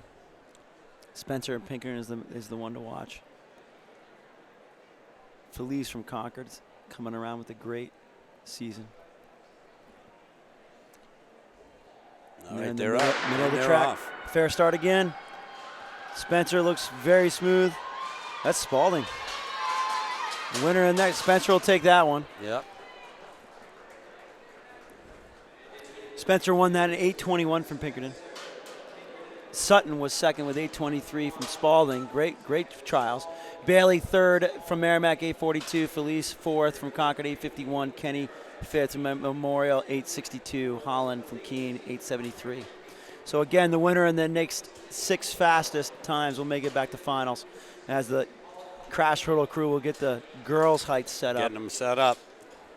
Coming up in the girls' hurdles in the first heat, we've got Camilla McAleer of Exeter, Aaron Cunningham, Nashua North, Rory Reed of Winnicunnet, Cameron Nichols of Bishop Girton, Sydney Lewis of Nashua South, Gabriella Forte of Bedford, Elizabeth Keller of Memorial, and Sophia Falkengren of Bedford. I wonder if hurdles is Gabriella Forte's forte. Dude, that's pretty pretty bad. That was pretty bad. Had to be done. Well, though. Sydney Lewis, I heard you say that she's in this one again. She's the state champion right now in the high jump. So she must be flying high right now, going into the trials of the hurdles. Again, Nashua South, one of our teams to watch for today. Again, these are just trials, so no points scored yet, but we'll see how they all line up. Billy Powers beginning his day just now with obviously the fastest time in the hurdles. Look pretty smooth. Very smooth. So I mean, you could almost chalk up 10 points right there. I don't want to. You don't want to do that. Yeah, don't jinx them. Don't jinx them. Girls going through their warm-ups. they've been sitting for a long time too, and they haven't been able to pop any hurdles in that whole time frame. So Yeah.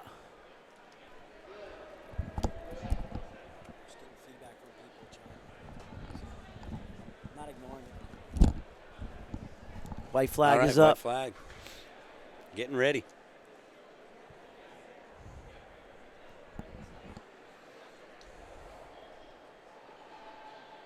And they're setting in the blocks.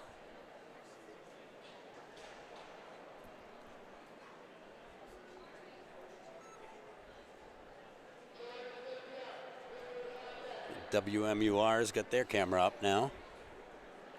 Yeah, they'll be in and out today, I bet. They got a lot to Guns do up. tonight. And they're off. Another fair start. BG. That's Nichols. So Nichols, she'll be through. I bet you Sydney Lewis will be through as well. I would think so. So we got Nichols from Bishop Gurdon, 878. Lewis from Nashville South, 920. Reed from Winnicott, 958. Forte from Bedford survives the poor joke by Mike Smith, 972. McAleer from Exeter, 993. Cunningham from North, 993. All right, in Heat 2, we've got Caitlin Capizzuto of Winnicott, Adria Foran, Pinkerton, Andrea Thisner, Keene, Eleanor Ellie Johnson of Exeter, Brianna Coco of Bedford, Camille Sweet of Exeter, Jordan Ville of Memorial, and Sabrina Sherman of Exeter.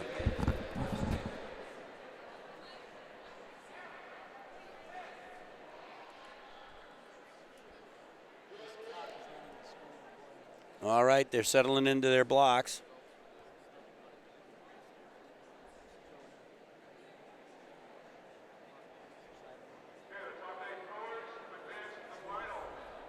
They're up. And they're off. Clean start. Looks like they're fastest through the middle of the track. Exeter out in front. Exeter 1-2 on that. Yep, that's part of what they're building over down there at Exeter. So you got Johnston at first, 925. Sweet, her teammate from Exeter, 947. Coco Bedford, 961. Thisner from Keene, 990.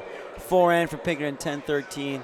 Again, the winner of each heat plus the next 6 fastest times make it back. And now remove the hurdles. Remove the and hurdles. We'll start the and off boys, 55. Top seed Dalton Mutz from Concord. All right, and here's our first heat. John Brooks of Pinkerton. Jonathan Paul Hamas of Merrimack. Zach Varau of Bedford. Dalton Mutz, lane 4 from Concord. Jaden Rumwick from Pinkerton. Matthew Gigliotti of Winnicott. Nathan Miller of Pinkerton. And Thomas Polhemus of Exeter. We've got a Paul Hamas and a Polhemus in this heat. That's going to be tough. That's going to be tough. We got Mutz and Rumwick in the same In the same, trial. yeah, that's what I was thinking. That's it could be a pretty good trial because That again, could getting be. that winner, being that winner, matters. it does matter. But- But they're both going to make it back. They're both, and they should know that. Yeah. So How probably does they how just much can't does a sleep. How much does a 55 really take out of you though? Even if you are a sprinter. No, but they can't sleep on it saying, hey, we're the top 2 seeds, and then It's a nice allow setup, somebody though. to get in. It's a nice setup the way they have this set up. You know, the 4x8s kick it off, and then Yep. you have the trials and the finals of the 55s and the highs, and then you have the 2 3Ks. Yep. So that really helps in between the trials and the finals of the dash and the high Yeah. hurdles. This will be the most watched prelim right now, Mutz and Rumwick. I would think so. Rumwick having the fastest time heading into 300 for Pinkerton. Yeah. They're looking for big points from him. If he They could are. steal in the final, the 55, that'd be huge. But Mutz is very good in the 55. I don't see him losing today. They're off. Oh, no. Ooh. Mutz fouled the blocks. Now, this will be interesting. The rule is if it's a false start, it's a disqualification. He fouled the blocks. We have Al Halpern speaking with the other official. I can't see who that is, but they're talking. And they're going to figure out whether Bob. it's a disqualification. Bob Jadari, yep. Yeah, Bob so Jadari. if anybody knows, they Ladies know. and gentlemen, the favorite has now been disqualified. Wow. He fell the blocks. It was a false start. He's out. I'm not sure if he's in any other individual events right now. I don't he know. might be on relays. but Obviously, he's out. relays. He's definitely on relays now. Yeah, that helps with Pinkerton. Looks like, wow, that is huge. That is huge. Mutz being out of the 55 hurdles, the favorite basically can add on 2 more points to Pinkerton. You would I'm think. not sure. Winnicott does have an entrance entering in the 55. You have North also does. So we'll see. I mean, we'll see how this shakes out. It's a fair they're start off. now.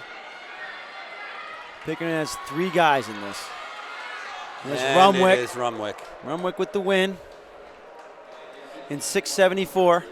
Second place was Vero, Bedford, 686. Paul Hammis from Merrimack, third, 692.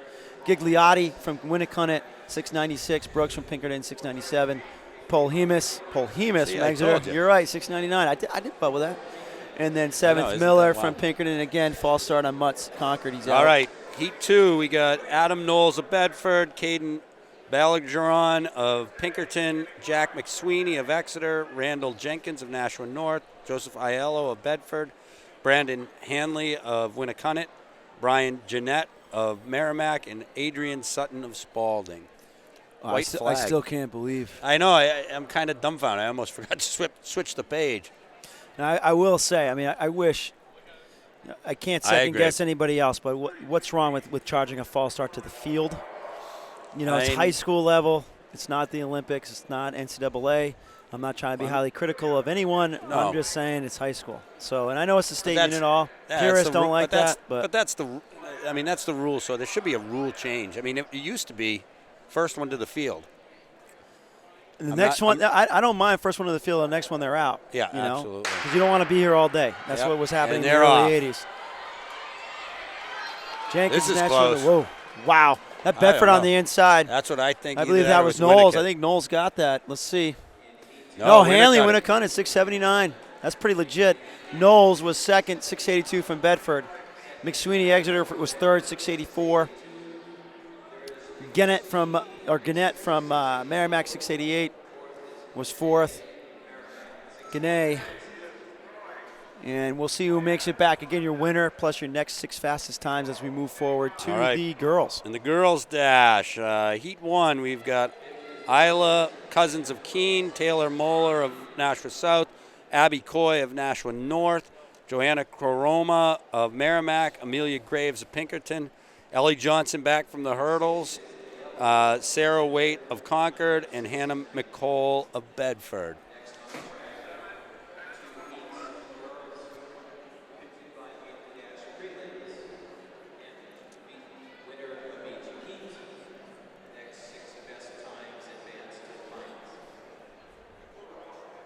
Now, we're sure that rule is all the way up through the Olympics, right? Just false start and you're out. I don't. I think they in the Olympics they still charge one to the field. If they charge one to the field in the Olympics, how come we I don't? know. It is what it is. Yeah. So that's what we got today, and we're Yep. going to move on. Staying positive. Girls are up, and they're off. Fair start. Maybe Johnson Exeter or Merrimack. Merrimack, yeah, either So one. let's see. Merrimack, Coroma's having a phenomenal season. Johnson takes that one, gets the automatic bid to the final, 756. Coroma from Merrimack, second, 760. Graves, Pinkerton, 765. She's going to be busy today. Moeller Yeah. from Nashua South, 768. Fifth, Coy from Nashua North, 780. And again, winner in the next 6 fastest make it back. Cousins, Keene, 6, 783. Waite from Concord, 785. And Mickle from Bedford, 786. All right, in Heat 2, we got Callie O'Neill of Keene, Veronica Geikus of Bedford, Grace Jones of Bishop Girton, Grace Devaney of Concord, Andrea Thisner of Keene, Nicole Alves of Pinkerton, Marino DePrizio of Spalding, and Ariana Roberts of North. Look for Devaney in this one from Concord. One of the top seeds going into today. Again, it's trials, but really with the 55, there's really no breaking down at the end. And No. trials you see even in high school at the division outdoors. You know, the 100 you can break down in the last 5-10 meters if Yep. you feel are kind of coast in to I guess conserve, especially if you're a jumper when you have all the By the attempts in time jumping. you get to coasting, you're already over this race. Exactly. Settling in the blocks. Again, Devaney is the one to watch. Thisner from Keene has had a good season as well. And here we go. Just like Devaney, is going to take this one rather easily. That was a Didn't look nice, that way, nice did it? run for her. Devaney's first, 768. Alves from Pinkerton, 778. Third was Geekus. I like Geekus. From Bedford, I don't know if that's 779. right, but I Roberts like from it. Nashville North, 781. Jones from Bishop Girton, 786. DePrizio from Spalding, 787. And O'Neill from Keene, 788. Disner from Keene, 808. All right, and on to the girls 3,000. They're bringing them up to the line. We got Jackie Gunn of Exeter, Callie Koff from Nashua South, Megan Cross of Pinkerton, Ariana Bracco, Nashua North, Mason D'Amelio of Pinkerton, Molly McGaffin of Pinkerton, Alexis Mahoney of Bedford, Rachel House of Merrimack, Keegan Pepin of Central, Amelia Opsal of Keene, Maya Krishnan of Nashua South, Lydia Matheson of Nashua South. Well, obviously the one to watch here is Jackie Gunn. She's a full minute seed time ahead of everybody else. Well, I mean, fifth in Foot Locker this past cross-country season. And she's no slouch. Let's put it that way. continues to have No the slouch. fastest times across the country when it Yeah. comes to anything she chooses to run. Yeah. So we'll She's see in a kind of how class she by plays herself. this. She's doing the 3K and the 1500. Yep. I would assume that she's going to try to rip both. This is her last indoor meet in the state of New Hampshire. So And maybe she's a trying 10-second seed time over what she ran here last year. and maybe trying to lower her own state record. She holds Yeah. a state record she set last She year, does, yeah. 9:44.51. We were for a treat last year with that. You know, remember Patrick O'Brien also set the state Yes, record I last remember year in that. the Division II meet. Both are all by themselves, but again in track you have an opportunity where you could use lap runners. So we'll kind of see how this plays out. I think the field's small enough and get it spread out enough that she will be able to use the field. Yeah, and we'll give you kind of an idea of how she's making it through this event. Here we go. Fair start.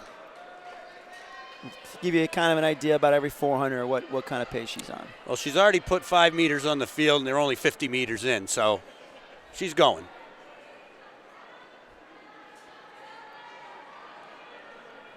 Again, Jackie Gunn, All-American. Basically, this is basically the mid-season for her. Yeah, believe it or not, it she's is. going to Yeah, go on to you're New right. England's and Nationals. So, but this is pretty special to her, I'm assuming, with the state meet. Really, oh man, she's out pretty fast. She here. is. She's ripping. She's through in 36. 36. Wow. That's going to pull the, The whole rest field of the through. field's in Pretty fast. 39-40. They're Pretty moving. fast, yeah. So For no good matter, or for bad. no matter who that is that takes off, it usually strings it out pretty good. So Yep. we'll kind of see how we go along here. We'll keep tabs on Jackie Gunn. We'll also give you, it's again, you do have an overview of the track option on our Meet Hub to see the whole track at all times, especially if you're looking for an athlete that might be a little bit further back in the field. But we'll also give you tabs on that as we go through the 3K. It can get somewhat confusing, but we'll kind of keep you in touch here. Wow, She's got gonna be 15 through. meters in 2 laps. Okay, She's so through in she's at 1:13. 73 seconds. She's sub 5 minute pace. 73 through the first 400. That sets her on a 9:10 3K. 9:10. We'll see if she holds that 9:10. up. I'm not necessarily seeing that. being 9:10, held up. 9:07, I That's think was crazy. was the guy's time from Division 2. You're absolutely right. You're absolutely right. Watch out, boys! Here she comes. Wow. I think something fun could be if Oh. she really is ripping, see what place she would get in the next race, Oh, which is the boys absolutely. 3K. She signed her national letter of intent to attend Notre Dame. Notre Dame. No so slouches there. she has definitely worked for everything that she has And she's earned. motoring. And Callie Coffin is in second from South. She's a freshman phenom, if you will. 60 meters down almost. And then Pinkerton Megan Cross is third, North fourth, Pepin Sister fifth, Mason D'Amelio sixth from Pinkerton. Pinkerton has sixth and seventh. If They you're thinking do. about teams, South has another couple in there with Bedford and Keene. So again, Jackie Gunn. approaching the half-mile mark, and she's closer to the back of the pack than anybody is to her. Already. This This is amazing. she's putting together a year that you have never seen before in No, New Hampshire. This is 2:29 through the half. 2:29, so that puts her on. So she slowed a bit, obviously, about 9:20 pace right here. Oh, Callie Coffin's coming through that's all she can muster? in 2:41, so that puts her at about 10 flat pace for a 3K. She went out really hard. Yes, she So did. we'll see if they can hold that. That'd be phenomenal. But again, Jackie Gunn, like I was saying, she's putting together one of the best years, really, in the past since Kathy Shiro O'Brien, really. Yeah. Yep. So And what's remarkable is it's not just Jackie. I mean, she's killing it. 307. 307, but Through the she's also doing phenomenal with all of her times. Absolutely. So hey, Mike. Guess who's here? So It's on. so we have with us You can The tell he's Larry- new to this. He's the got the Larry microphone Martin. up his temple. the Larry Martin, and we really will try to keep tabs on Jackie will. Gunn at the same time. But the Larry Martin, who is the chairman, if you will, Jackie Gunn of the New is Hampshire Track on the back. Winter Track and Field She League. is passing We'll give you a people at split, and then I'm going to 1200. ask Larry a question. So she just hit another 75.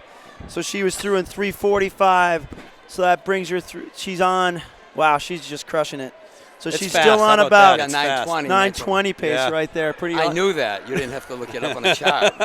So Larry, we were joking before, Yeah. doing our best imitation of you as possible. Yeah, we tried. You said before how many years you've been meet director of this state championships I've for been New meet Hampshire. director 43 for or 4, depending 44 on years. what you You think. said 44, just so you would say it when I was born. Yeah. Well, what year was Here the first comes one? Jackie. 73? Yeah. If the first one was 73. Yeah. Wow. She's It's 73 or 4. lying. I'm not really sure. Lying. My memory's a little lapsed back then. So back then, where did you hold the state championship? UNH, You- 12 boys teams. 12 Wow. boys. That's all team. there was. Girls hadn't started yet. Right. So 12 boys teams, and right now, how many teams, how many schools take 58 New Hampshire schools Oh, have wow. athletes. There's a bunch of them, maybe 5 or 6 that don't have a few kids. Right. But there are 58 schools that in the NHIA that participate. And then 8 from Vermont that are in our league, too. Wow. Yeah. And All right. sprinkling a little Phillips Exeter in there, too. Yeah. We've seen him Yep. a few. Yeah. Here comes Gone. So It's UNH 456 right Yeah, now. yeah. Oh, man. She's going to roll through just Five a flat. hair over 5. 501. 501 For the So- mile. for the For mile. the mile. So if you were we were just saying before you sat down that Jackie Gons put together one of the best years ever in the history of New Yeah, Hampshire. yeah. Absolutely. And New Hampshire has had some pretty Oh, gosh darn good girls and boys. But this has to be one of the best years ever. It's remember this is only the second season. Yes. True. Yes, You know, that's true. 12 months. We've had a lot. If we go 12 months and go the outdoors and then cross country. we've had kids that would have phenomenal and then get to spring Oh, and, my and Lord. totally bomb. True. Like a Jack- finalist. I've Jack- seen right. it happen Jackie all the Gunn- time. So I wouldn't predict anything yet. True. Yeah, yeah. Jackie Gunn is True. only 40 meters from passing the entire Entire field. The Well, that's entire just the way it is field. right now. So, Yeah. Larry, Yeah. you had 12 schools Yeah. the just first boys, year. Just boys. When did the girls get an opportunity? In the late 70s, they had their own little league for a while. Okay. Actually, Did you run that too? No, not at first. You've run. I mean, you've run this league Yeah. for 44 years, give Yeah. or take. But what used to happen, the boys used to be on Saturday, and the girls were on Friday night, and they had nothing to do with each other. But you ran that, I ran the boys. not the girls. Okay, Right. at the point. And Oh, my God. She's Yeah. going through 2K and 618, and she's 10 meters down on second Exactly. place, lapping them. She is just 9:25, 9:30 pace. Sorry, go ahead, Larry. let's see, where was I? What were we? The girls ran Girls. separate Oh, yeah. days. Saturday. And what happened was the boys' coaches wanted absolutely nothing to do with the girls' program. They were totally separate. Wow. Very, very chauvinistic back then. Yes. And so Different world back then. And the Friday night meets were horrendous. Yep. The girls' coaches sort of ran it, but they didn't have officials, and it didn't go well. right. So I made the suggestion that we run both at the same time. Which was revolutionary at that point, Well, right? the boys' coach thought I was insane. Right. okay? Right. And here's how I passed it. I went to the ADs and explained to them how they would send one bus to it Durham was rather cheaper. than 2, and they passed it unanimously. When you start talking don't have to money, worry that about kind of the road. happens, Right. doesn't it? So they were sending a bus Wow. Friday night, and then they were sending another bus on Saturday. Wow. And at One first, bus. it wasn't good at all. Right. Right. But now, obviously, the programs function together, and Yeah. It's more cost effective, honestly. absolutely, yeah. We prefer it at Co-Brown to be able to co-coach and Oh, coach both. absolutely. But at the Absolutely. larger schools with the larger teams, that might not be as As important. pragmatic. So again, she's just Yeah, clicking Let's off go. 77. Holy cow. Yeah. Rocking and rolling. So again, she Now she's lapping got the field for 9:30. Remember the second time. her own state record was 9:44. 9:44. So she's still on pace to smash it by 10 seconds or so. So Larry, Well, luckily, she's got people to race if you think Yeah. about the it. la- I mean, Yeah, this is the really, best It- situation. it She can is. just pull She's people got back. people, yeah. We're wondering what place she might get in the guys' race today. So we were First. wondering. First. No, I'm no, kidding. No, Not no. first. If it's tactical. Top 10. Well, if she was with Top them, too. 12. She was Yeah. with. She was with them. Oh gosh, that could be I- pretty good. She might have placed. What was sixth place in Division 2? Do you know? Well, they were Uh, 907 for the winner. For the what about I sixth don't, place? I don't know. So I don't she's remember. slowing a little bit. That was a 39-second 200. So she Yeah. might come around at 78, but she's still going Yeah. for that state record. She'll probably be doing the same thing in the 15.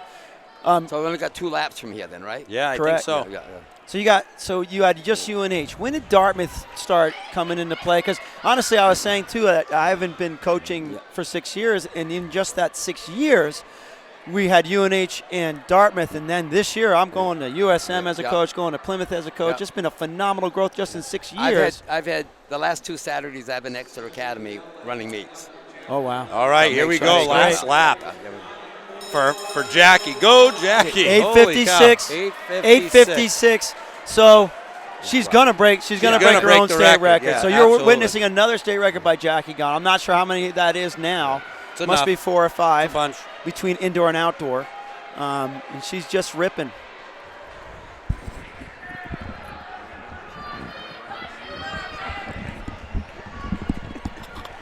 Here she So- comes.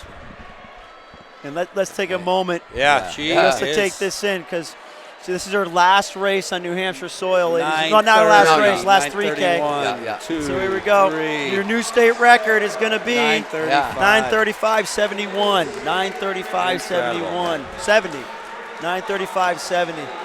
And we'll give you a quick And- rundown as they come Yeah, across. and Coffin's Callie in Coffin, second place. she's but a freshman. yeah. She's not running too slow here, No, guys. but she's a lap and a half back. Oh, she's on a lap to go. You're right. Sorry, I was talking That's to Larry. amazing. Larry has a way of You lap the field. Lap the lapping the field. field. So she's in second. Looks like Megan Cross is in third. Third, yeah. Then you have North in fourth. So when did Dartmouth start? It started in the 80s Okay. when UNH was redoing. No, it was the energy crisis, and we couldn't use UNH. Okay. And so I got 4 dates up here, Okay. and we had to run I got 4 hours 4 times the entire winter season. And that was the season. That was it. 1980 finishing. something. Yeah, and that's when I developed tickets. There's Okay. second. Because I had to do the tickets then, because that was the only way we could get meets done. We didn't Okay. have automatic timing. Yep. And so then after that, we started having some regular season meets up here Okay. too. When we went back to UNH. Just to interlude, Coffin was second at 10:32. Cross was third in 10:40. And then you have Brascio from North, North. fourth in 10:40.3. So that was in the 1980s. And Yeah. It's been Dartmouth and UNH for so many years. And now Plymouth built the track. Yeah. USM has been kind enough to They've been allow. really nice to us. Yeah. And that was the first time I've been up there Yeah. ever, and they ran a Pinkerton great meet. fifth. So that was great. And then now Phillips Exeter. So hopefully.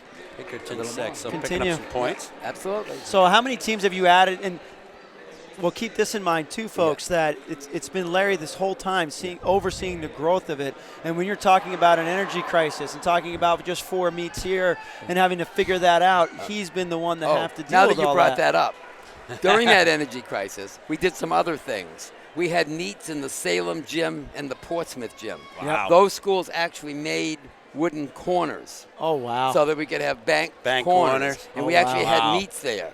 Holy cow. Because that's like I said, we only had 4 dates up here. One of them was the state meet. Yes. That means we only had 3 3 other regular meets. season meets. And, yep. and the meets at those. And we Yep. used those, we didn't have standards. Yep. We just had whoever the fastest kids Yeah. were. Yep. 'Cause All they- right, we're about to put the guys on. Yeah.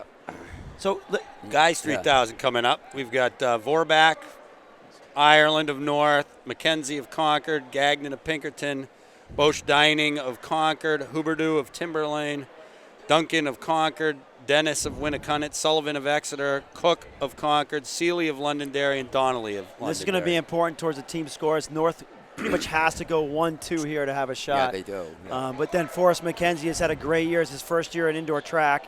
So he's going to have something to say about that. So we'll see how this develops as well. So Larry, Yeah. when we're talking about indoor tracks, there's separate rules at every indoor track. Yes. How important is it that parents Yeah. and kids and coaches follow those rules? Wow, that was loud. Many of the sites were relying on colleges to let us use them. For example, the second year I was running the league at UNH, a kid, people say, why don't we use spikes at UNH?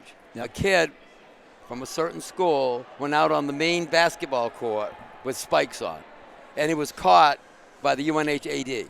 The basketball court. Yes, the main With gym. spikes. Yes, They're probably having a game that night.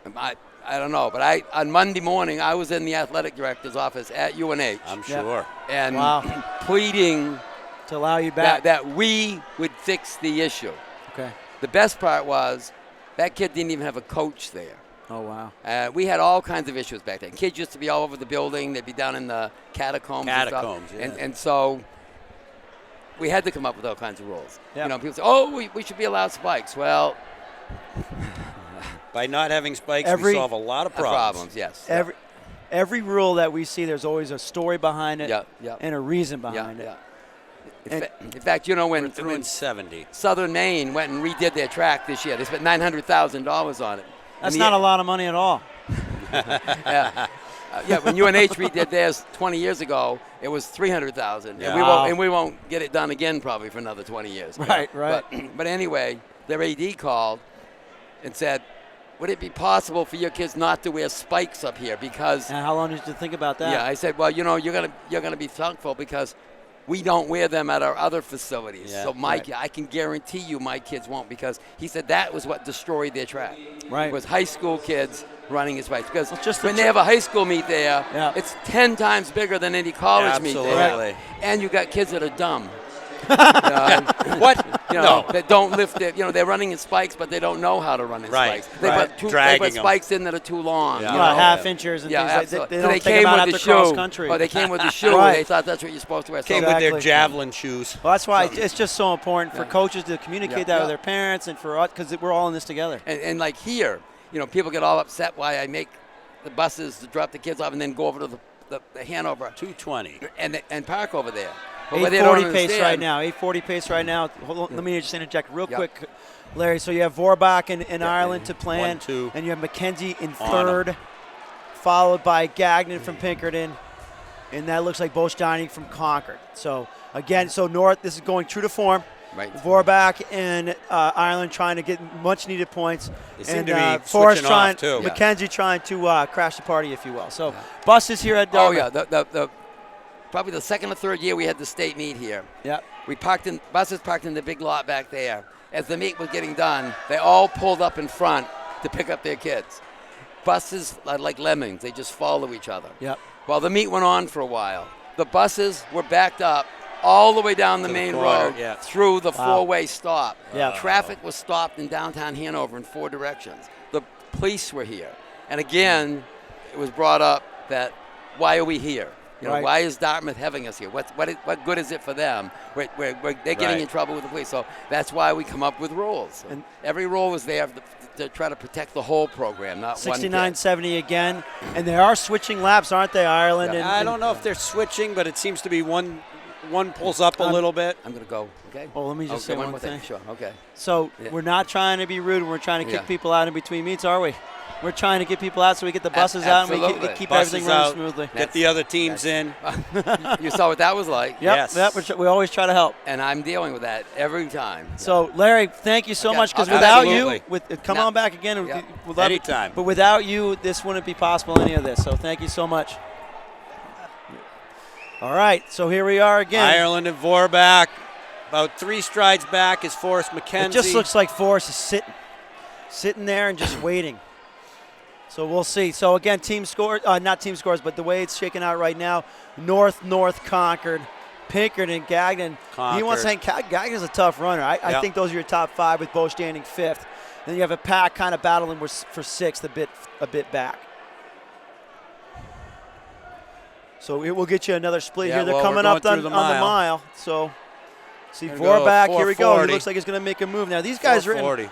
70 again. So these guys ran in the 850s, 850s earlier on. I'm not sure if Forrest has broken 9, so he might be in a new world here. He already is running into a track. Yeah. But Vorbach in Ireland, And there they you go. are They're starting to opening it up right gapping him a now. little bit. So they're just doing what they did a couple weeks ago. They're running in the 850s. So they're on 850 pace right now. So we'll see kind of, well, actually wouldn't 840, count- 840 something pace. I wouldn't count Forrest out yet either. Well, you these know. guys are dropping the hammer right They now. are. But You know, sometimes you drop it a little early. I mean, I think they know they got to get away from Forrest. Yeah, they're Forrest on, has a they're solid on 8:45 pace. They're on 8:45 pace right now. Eli looks pretty solid in there right behind Gagnon, though. Correct. Letting Gagnon do the work. David Cook has moved into Yeah, sixth. and he looks good. David Cook from Concord, another one of those Deerfield boys, moved into sixth. Deerfield. Famously coached by Jim McKenzie. Jim If you McKenzie. see him here today, he's wearing the sweatshirt to prove Yeah. it. Vorbach opening this up Vorbach, on his yeah, I teammate. mean, he definitely that was a 69. started to stride that was a out. 69, so he dropped 1 second. Forrest does look under control. He's always a grinder. He's got Gadden and Bostani kind of tracking him a bit here. So we'll see kind of where this plays. We have 5 laps to go for Vorbach when he comes around again. 6th place is David Cook. He's made if a I was pretty good David move. Cook, I'd want to be moving because I've seen Huberdeau Huberdeau drop the can hammer in roll. the last 3 laps. Dennis from Winnicott, dude. He's a pretty good strong runner as well. I remember Huberdeau coming around. Vorbach just Obsessive. really dropping the hammer. That was a 34 second. He's dropping down to 68 second pace, just slowly turning the screws. Max Ireland looks pretty good for second, but don't count Forrest McKenzie out. Ireland just looked over his shoulder, too. Yep, Forrest has been doing that too. You got Gagnon and Bosteining. Looks like Bosteining's just kind of sitting right now. It does look like he is. Maybe playing for those points. Cook still has Huberdeau on his tail for 6th. What did you Top say, 6 get Davis? medals here. Top 6 get medals here.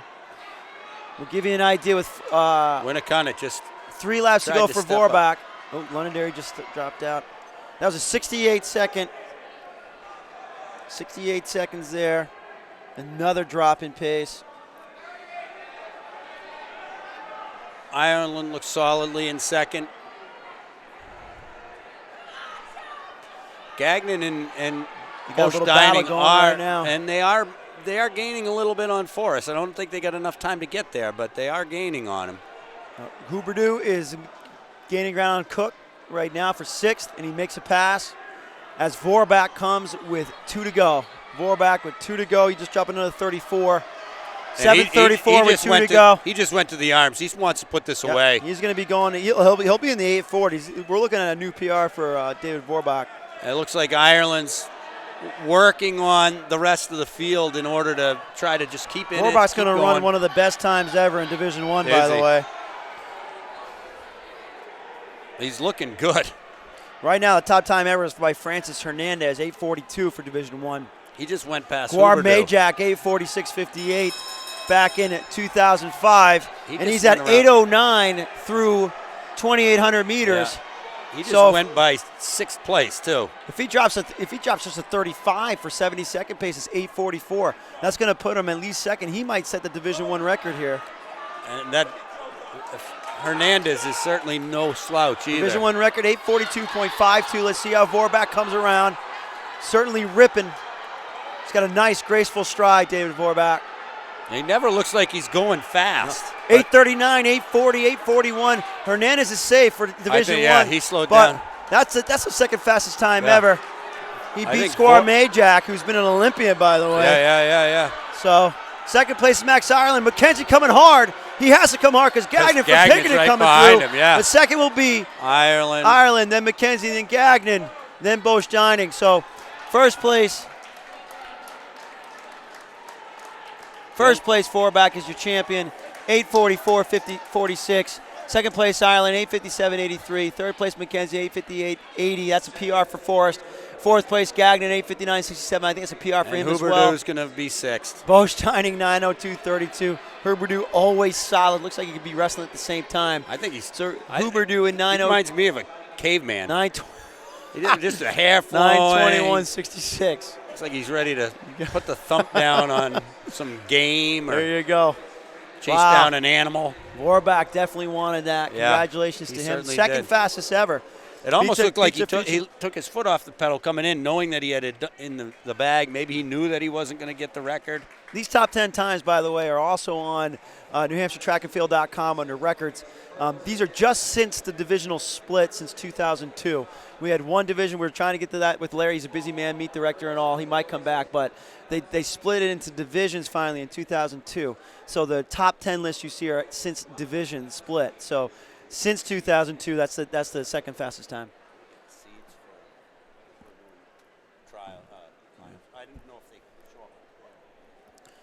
So we're going to the finals now. Finals for the hurdles, I believe, will be first. Yep. So we'll have the girls' hurdles up first, and we'll get the finalists here for you in a moment.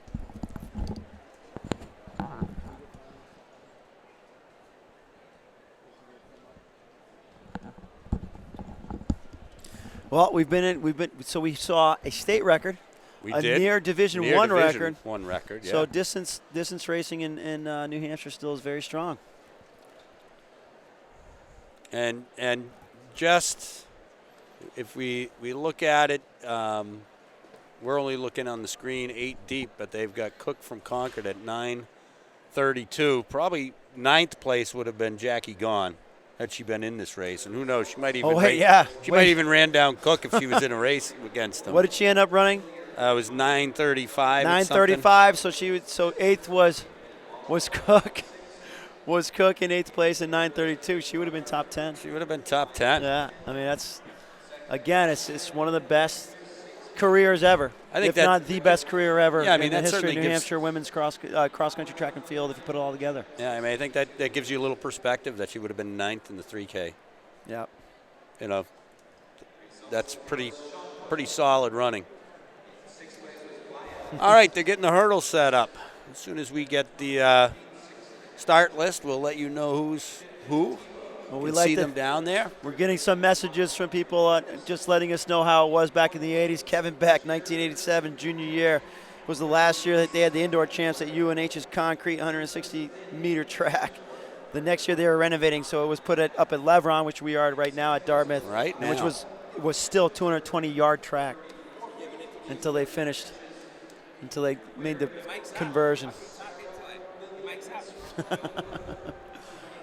So we're off and running here. Again, this is NewHampshireTrackandField.com, brought to you by, powered by Runners Alley. Today's Meet Hub and live stream is sponsored by Patriot Pole Vault down in Massachusetts. Named after the New England Patriots, of course. Yep, again, they're delaying the Super Bowl just for us. If you Just believe for that you, one. I could care less. I'm watching what I want to watch Well, right I'm hoping here, it stops right snowing now. so I can get back in time. So here are your finalists going in. Lane 1 will have, go ahead, Coach. We got Forte from Bedford, Reed from Winnicott, Lewis from Nashua South, Nichols from Bishop Girton, Johnson from Exeter, Sweet from Exeter, Coco from Bedford, and Thistner from Keene. I told you hurdling was her forte.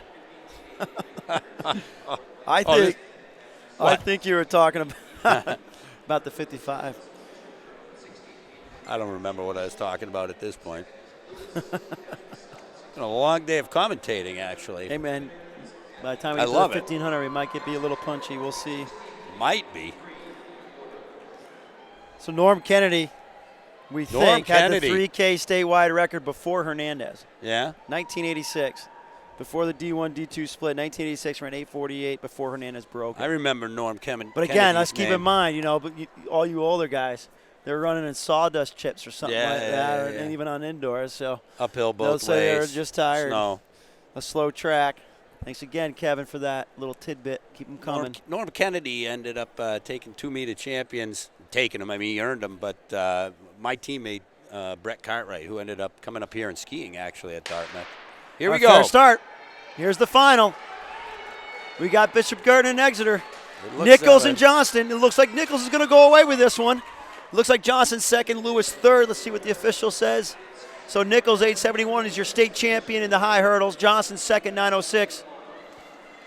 Lewis is third, and 914. Coco fourth. Bedford, 936. Valuable points there. Sweet Exeter, fifth place, and 937. Reed, Winnicott, sixth place, 948. Forte, Coach Smith's Seventh, favorite. yeah. Bedford, 972, and seventh, and Thisner, eighth from Keene, 979. I do like the names. Thisner's kind of an interesting one as well. All right, they're switching them up for the guys' hurdles, moving them back, lifting them up.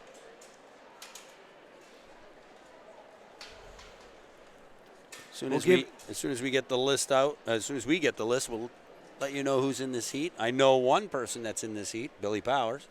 Team of Billy Powers. Yeah, we're going to see something special here as they're changing. I hope so. As they're changing the hurdle heights, we do have a moment. Nashua South on the women's side after 6 events scored has 39 points. Wow. That's a little bit of a surprise right now. Yeah. Bishop Girton second, 32 points. Pinkerton lurking in third at 31 points. North fourth, 26 points, tied with Exeter with 26 points. Watch out for Exeter in the coming years. Sixth place Bedford, 12 points, then Dover with 7, and so on and so forth. So right now, Nashua South off to an early lead. I'm sure they expected this as a sorts. And Pinkerton looking to gain most of their points in the middle distance and distance events, Right. which are just about to start really kicking it after the finals in the dash. All right, we've got Feliz from Concord in this one, Bailey from Merrimack, Sutton from Spalding, Powers from Winnicunnet, Spencer from Pinkerton, Trombley from Memorial, McGregor from Salem, and Nickel from Concord. That'll be lane 4 that Billy Powers will be running in. We'll see. Well, Billy Powers set the state record last year, 7:34. Oh, might as well do it again. Might as well. He won the event. He must have done that in the. Must have done that in the trials Must have. because he won that event in 7:56 last year. Yeah. Or he could have got it at New England's. So That probably was at New England's, Probably I at would New say. England's. So let's see what he does here. What was his prelim time? Do you remember what his prelim time was? I think it was 40-something. I almost want to say it was 30-something. If it was 30-something, it's pretty close. Actually, he was 7:49. So he's 7:49, so faster than his championship run last year. So let's see what he ends up with this year. I called him to the blocks. It's not really. Now, we did see Dalton Mutz fall start out of the 55, so we don't want to jinx it too much here. We I don't want to all jinx the it guys at go all all. the way through.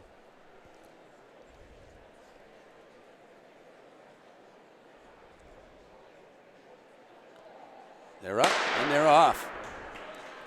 Clean start. He Powers is definitely first over the hit hurdles. that last hurdle, hit the He last did. 2 hurdles. Let's see where he ends up. He definitely won. Question is, did that hurdle affect his time too much? As we wait. Oh, that's not a good sign. No, it's not. They'll have it. 7:42. 7:42. Not a state record, but faster than Faster last year. Second place was Spencer from Pinkerton, 7:94. Third place, Felice from Concord, 8:12. Sutton from Spalding was fourth, 8:21. Trombley from Memorial was fifth, 8:30. Bailey from Merrimack, sixth, 8:48. Those are your top 6 scores in the high hurdles. Here we go with the dashes. Clearing off the hurdles now, getting ready for the 55 dash. Ladies up. As soon as we see the start list, we'll let you know who's in it.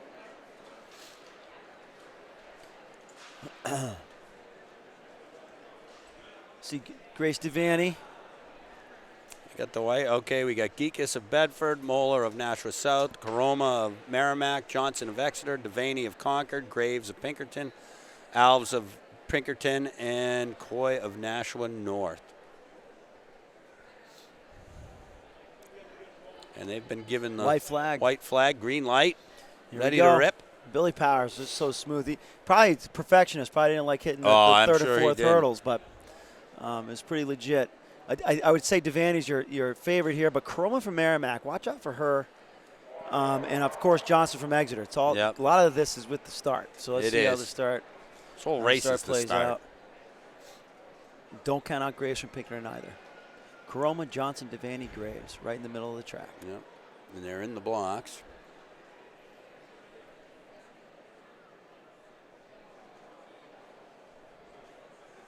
Alves from Pinkerton. Last to get set. Oh, it's a fair start. Very even start, I would say. Yes, it is. This is Caroma, Johnson. Caroma wins it. close. Definitely wins it. That was tight. Out of the third lane. Caroma, 7:52. Johnson, 7:56 in second. Third was Devaney, 7:59. Graves was fourth, 7:66. Less than a tenth of Moeller, a second. fifth from South, 7:70. Alves from Pinkerton, sixth from 7:71. Less than a tenth of a second separating the top 3 on that one as the guys get set up. 7:52, pretty legit. Last year, that race was won by Katja Levasseur. Miss Track and Field Outdoors. That's right. She ran 7:40. The state record was 7:14, set back in 1989 by Angie Johnson. You know that All right. name. Yeah, here we go, boys. 55, Jenkins from North, Vero from Bedford, Knowles from Bedford, Rumwick from Pinkerton, Hanley from Winnicunnet, McSweeney from Exeter, Jeanette from Merrimack, and Aiello from Bedford. We have an empty lane, Mike. Empty lane in a final. Empty lane in the final. Who is that? Lane 5. Hanley? Hanley from Winnicunnet. That's not So good. Rumwick looks like he'd be your favorite. This race was won last year in, 666 by Dalton Mutz, again defending champion. Fall started in the prelims. Even we start go. again. It's all about Rumwick, and if he could get out hard.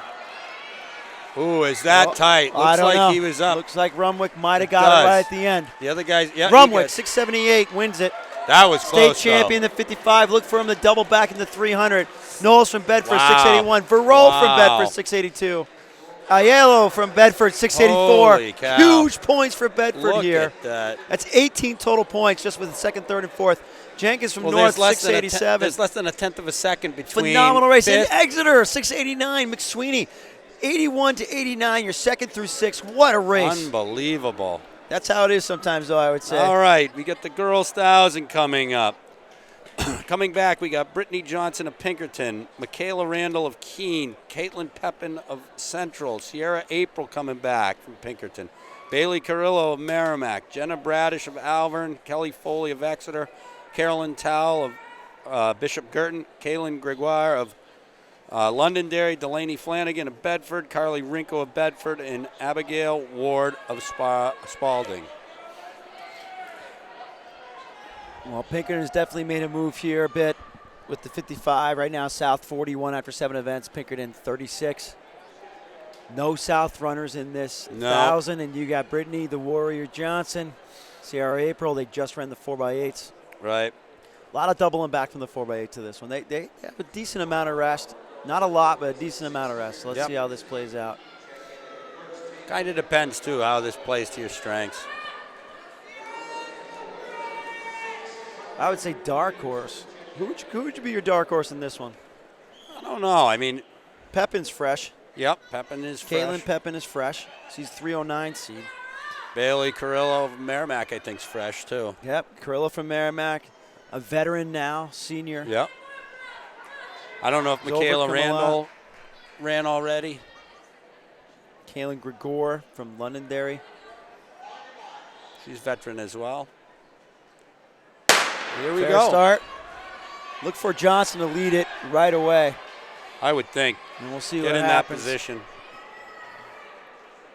Yep, Johnson is out with Pepin in second on the inside rail. Again, for those that are tuning in, take a look at the overview, especially if you have people that you know, kids that you know that are in, might not be towards the front. But the 1,000 doesn't spread out too much, to be honest with you, so you should be able to stick right with the main feed. And it's not. It looks like they're trying to run Kaylin this as slow Gregor. as they can. That's kind of smart by Brittany Yeah, by Johnson. Brittany She's got a Johnson, big day. So, absolutely. Kaylin Gregor, a veteran, Threw in wild veteran 38. from Londonderry. 38.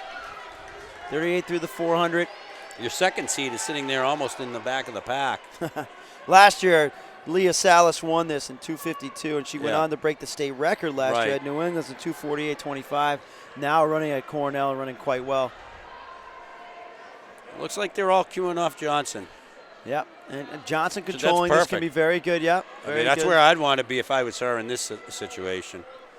You know, I'd like to run off the back shoulder, but Watch Michaela somebody- Randall. She's starting to move up. Sorry, Coach. yep. But somebody like Brittany Johnson, she knows how to play the game. Came through in 78. Bedford moving up on the outside as well.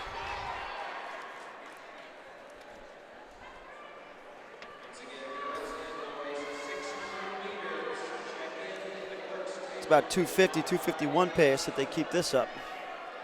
That's right. That's pretty fast. That is pretty fast. It We- looked like they were just kind of They just might be settling super in. fit, ready to roll. Yeah. I suppose, too, first lap, you always feel pretty good. But there are definitely some people working there. You can see it in the arms. So 38 seconds for that last 200. You've fallen off a little bit, but not too much. They're coming up on the lap to go now after Yeah. this. You still have Pepin second, Grigor third, Randall fourth.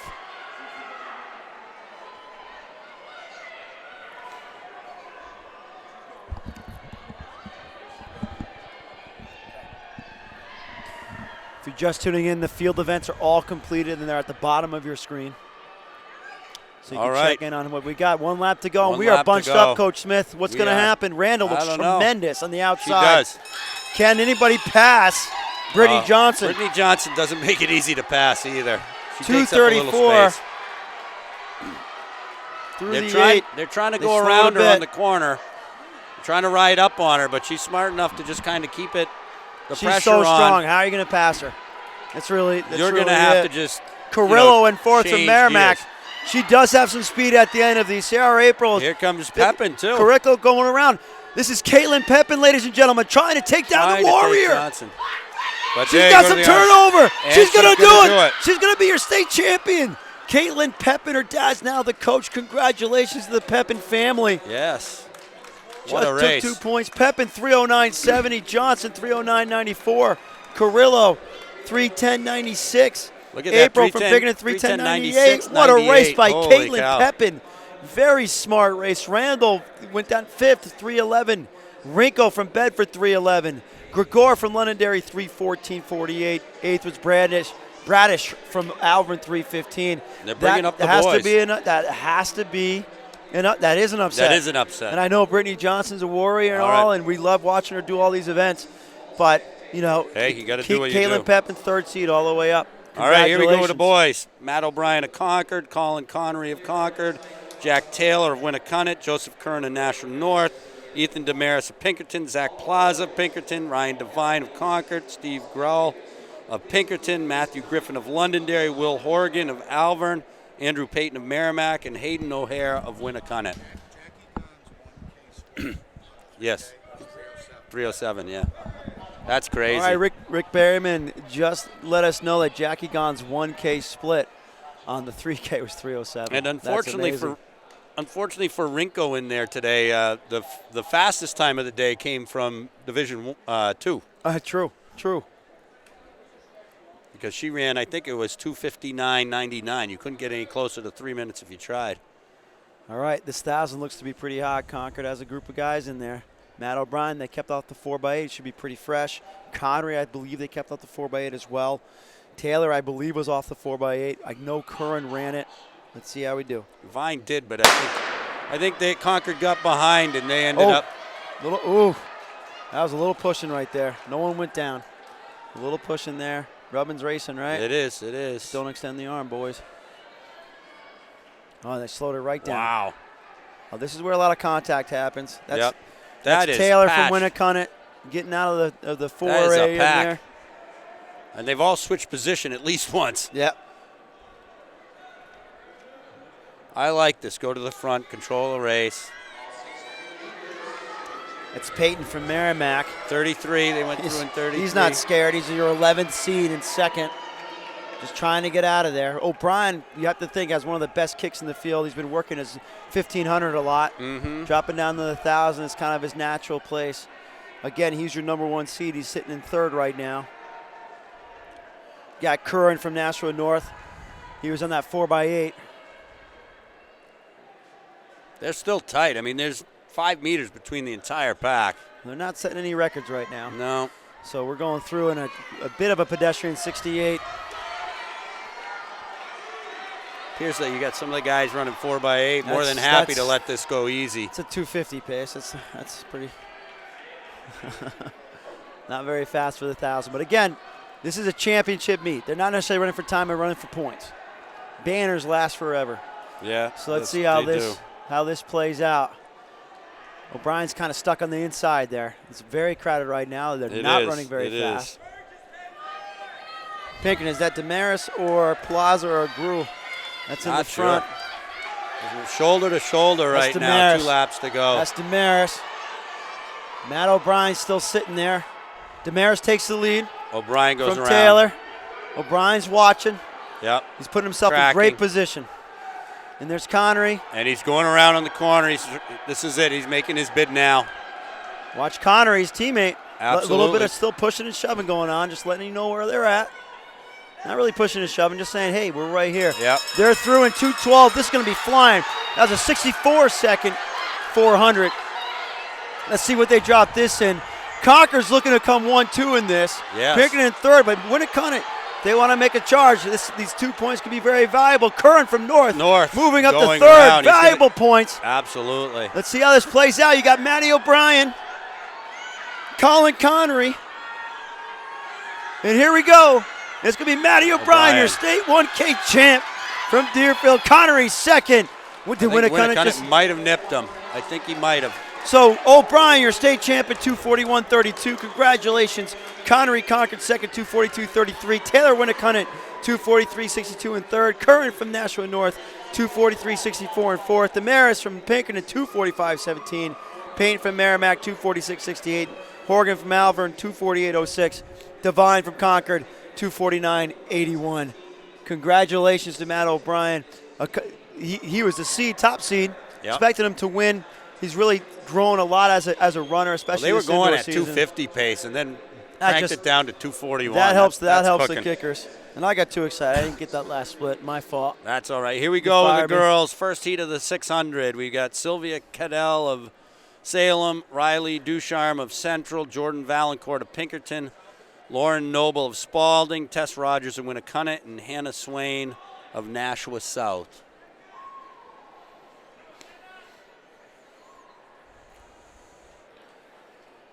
Girls scores after 8 events. Pinkerton now in the lead, 48 points. South 41 points. Exeter third with 34 points. Girton fourth with 32 points. Nashua North fifth with 26 points. Merrimack sixth with 16 points. Those are your top 6 teams.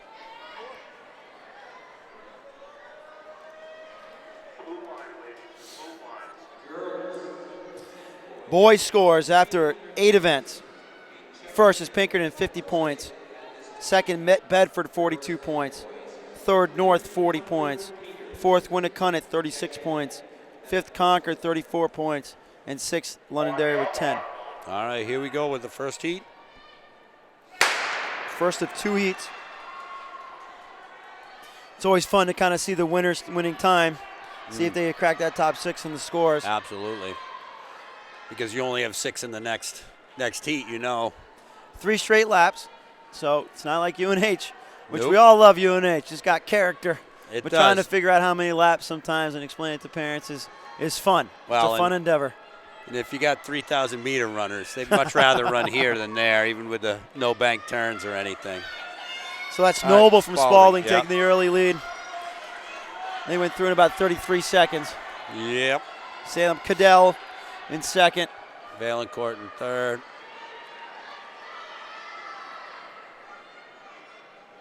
It's a tough event. It is. 600. It is. I'll be interested to see what Valancourt does here. She's a seasoned veteran. Yep. She did run the 4x8, ran pretty tough in the 4x8, so we'll see what she has coming back.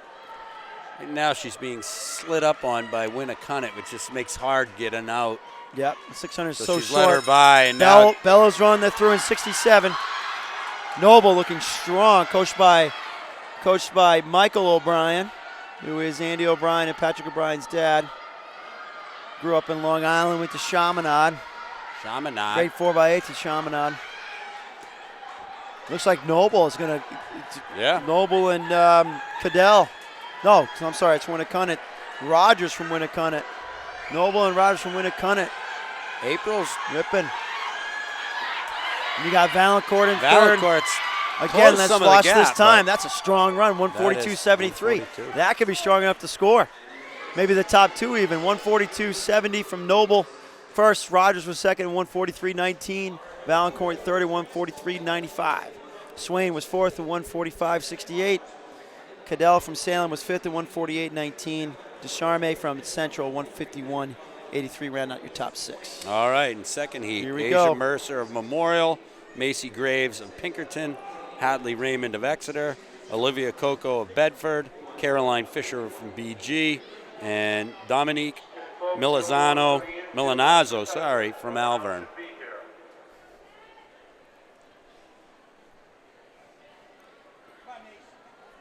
See how this goes with Caroline Fisher in here. Well, Caroline's been battling some injuries. She has been. I heard she's dropped down for this. I'm sure she would have loved to have been in the 3,000 if she could have been. Sometimes life throws curveballs at you. It does. And character's best measured when things aren't going as well. And she's out here Absolutely. towing the line, racing hard. So you got kudos to her. We hope Absolutely. that she makes it through to the other end and finds her form that we all know she can do. Yep, she's leading it into the break. And it would definitely help if she was able to. Oh, don't slow down, girls. Don't want to get caught. 32 through the first 200. Don't slow down. Yeah, that was strange. This is not good.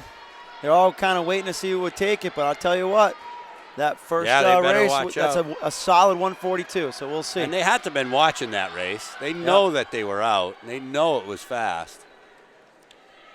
That's Coco from Bedford taking the lead, I believe.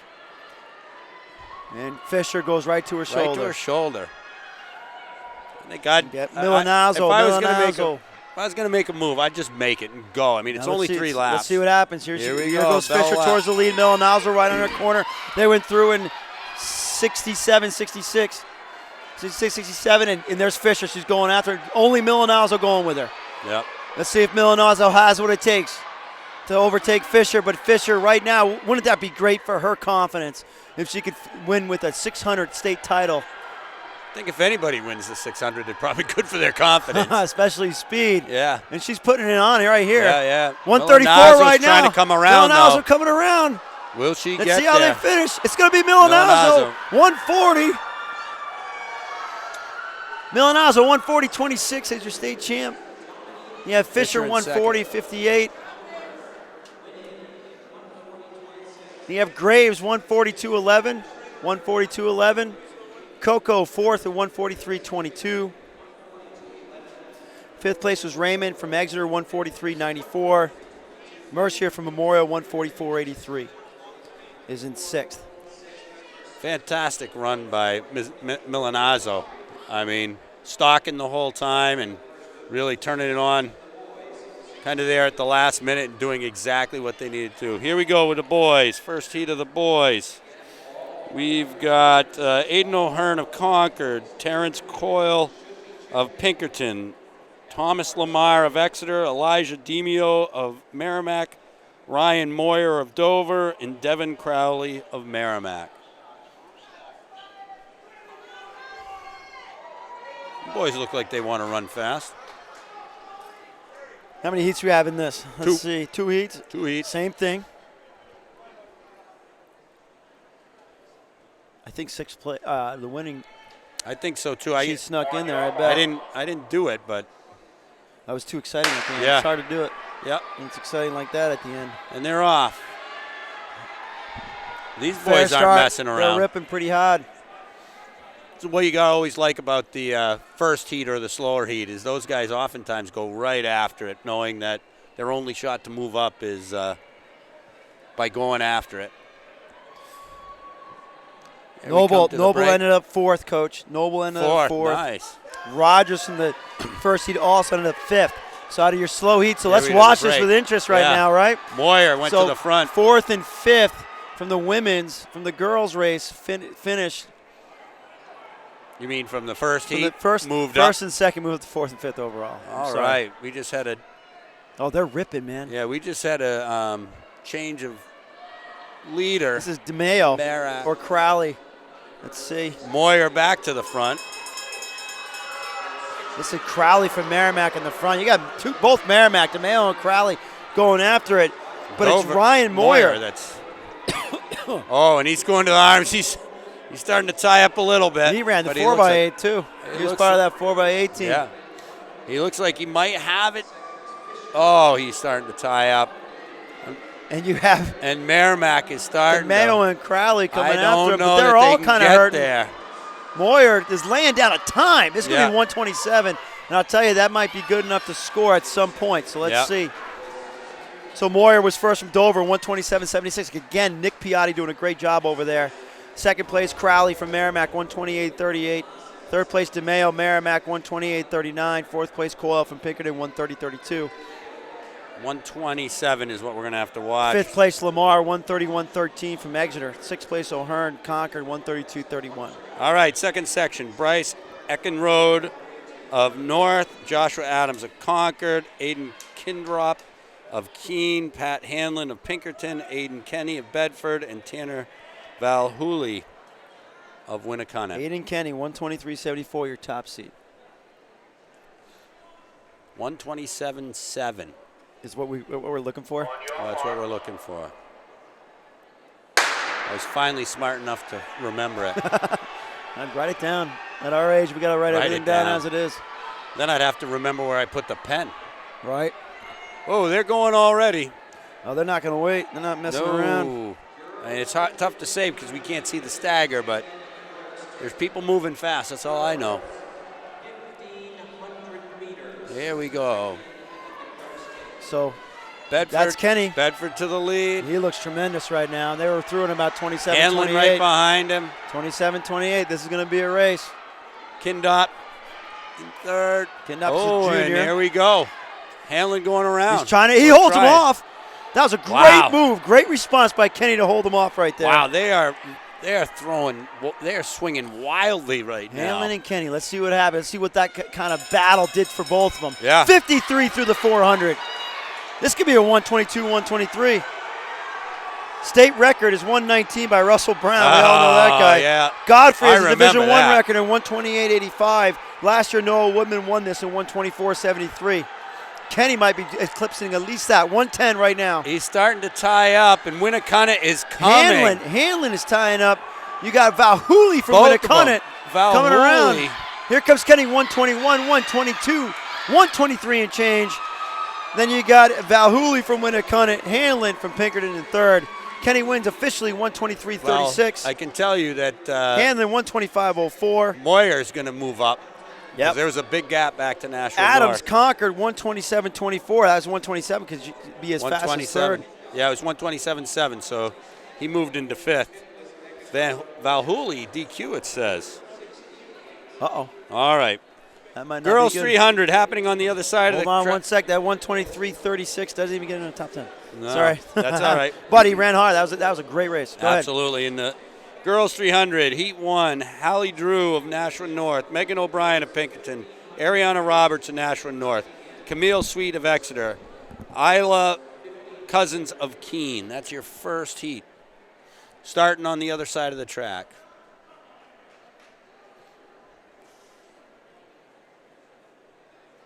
That was a great race by Valhooley. I just wish we knew what the Yeah, if we could find out why he got DQ'd, that'd be something. Maybe I want. stepped on inside. the line. The one thing that we don't have this year Is the rail. and the officials put out cones to try to help the kids, but it is a rule in track and field. No more than one step, right? Yep. So no more than one step, consecutive steps on the line. Yep. They catch them in the Olympics all the time. Yep. Not that they're trying to cheat or anything like that, but sometimes. Something I'm noticing right now, Mike, is decidedly much less spectators here right now. Why do you think that is? It's Jeez, I don't 6:07. know. Why do you think that is? 300. Here we go. Wonder if coaches ever enter their kids just in the early events so they can get out. Not the state championships, man. No. It's track and There we field. go. Oh, Whoa. no. Okay. Here we go.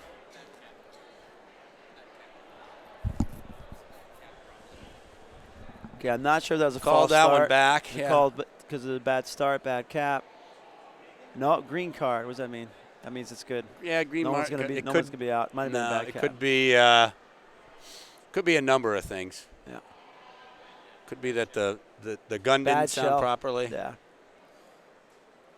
Plus, on something like the 300, they're pretty stretched out as far away. Got to be able to hear it. Yeah. Their heads are down, ready to come out of the blocks. So most of them are anyway. Actually, there's only 2 in the blocks. All right, fair start. Here we go. There we go. 2 heats of this. There's only 5 per heat, so somebody in this the winner of this will score. They're in the lanes for almost a lap. For the whole thing. Whole thing, you're right. They're in lanes It's a the whole time. 300. It's been a long day. Getting hungry.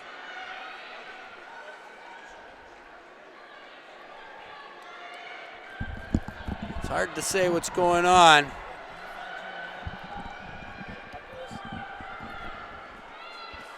So here we go, coming around. Is this Sweet of Exeter? It looks like Exeter And Cousins of Keene. And it's going to be Sweet of Exeter. So she's going to score. Scoring. 44-14. Second was Cousins from Keene, 44-24. Third was Robertson North, 44-68. Fourth was O'Brien from Pinkerton, 44-71. Fifth was Drew from North, 47-12. And that was it, actually. All right.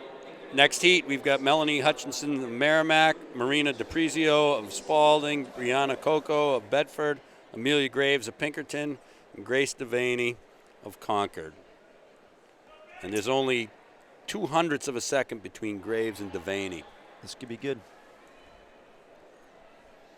Is that the same Coco that was in the 600? Nah, there's No, a couple sisters. of They're Cocos. sisters. Crazy for Cocoa Puffs.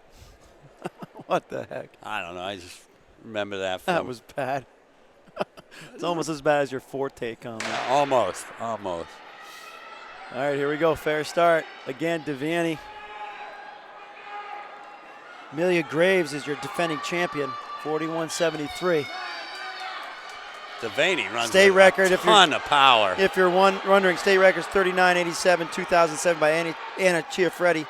Division I was 40-93, 2010, sent by Melissa Higgins. This is tough I to know say. Graves and Devaney. I don't think Graves has made up the stagger yet. I can't tell. She's making it up a little bit. Coming off this turn, I think that Graves is in the lead. Let's see what this last I don't know. straightaway Looks does. like it might be Devaney. Oh, Devaney coming through. Yeah. She beats the she's defending gonna be your champion. winner. Congratulations. 41-91. 41-88 for Grace Devaney from Concord, your state champion. Graves from Pinkerton second and 42-36. That's a great run out of lane 6 because you don't Tremendous. know what's going on. Coco you just third, gotta run scared. 43-60. Fourth was Hutchinson, 43-86, and DePrizio was fifth, and Spalding, 45-14. There were two scored out of the last heat, by the way. Absolutely. Here we go, the boys 300. We have 3 heats. We have John Brooks of Pinkerton, Henry Philbrook of Winnicunnet, John Paul Hamas of Merrimack, and Zachary Valhooley of Winnicunnet.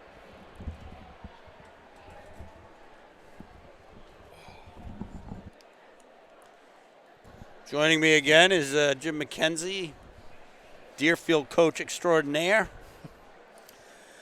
We battled a couple of times back in the day when we used to actually run reasonably almost quick. Yeah. Now we're weird. Now All we, you can eat chicken wings contest. So some Bring pretty 'em good- on, Some baby. pretty good races today. there has been some pretty good races. Speaking of Deerfield boys, how about Matt O'Brien? Matt O'Brien, that was a great run. Yep, that was good. That was good. I'm proud of him. If you're going to win, you got to run with confidence, and he did. Yeah, he did. It set up perfect for him. It did. He had the best kick in there, and he was kind of hoping that it would be a little slow the first couple laps, and then he could pull the trigger at 300. Well, here we go. We got another Valhooley in here. Can't be the same one because they just ran in the last race.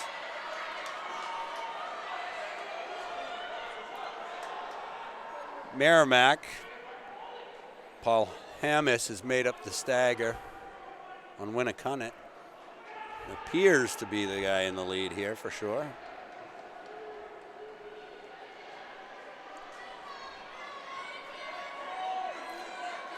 That 600 was pretty nice, huh? That was. There we go. Merrimack will be your winner. So we got Paul Hammis of Merrimack, 37.88. Brooks from Pinkerton, 38.24. Valhooley, Winnicunnet, 38.28. And Philbrook, Winnicunnet, 38.87. Second section, Caden Ballergen from Pinkerton. Connor Cellini of Pinkerton. Braisden Ellis from Nashua North, and Matt Gigliotti of Winnicunnet.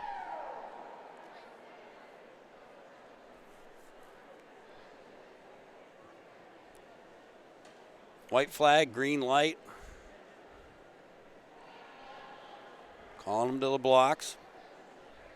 Pretty close team scores right now with Pinkerton 58, Bedford 52, Nashua 40, Concord 40. Wow, it's pretty close. Yeah, Concord had been in fourth. They've gained a few points here. Yeah. Well, hopefully they gain some 600. more in the 1500. All right, here we go. Second heat. We only have 3.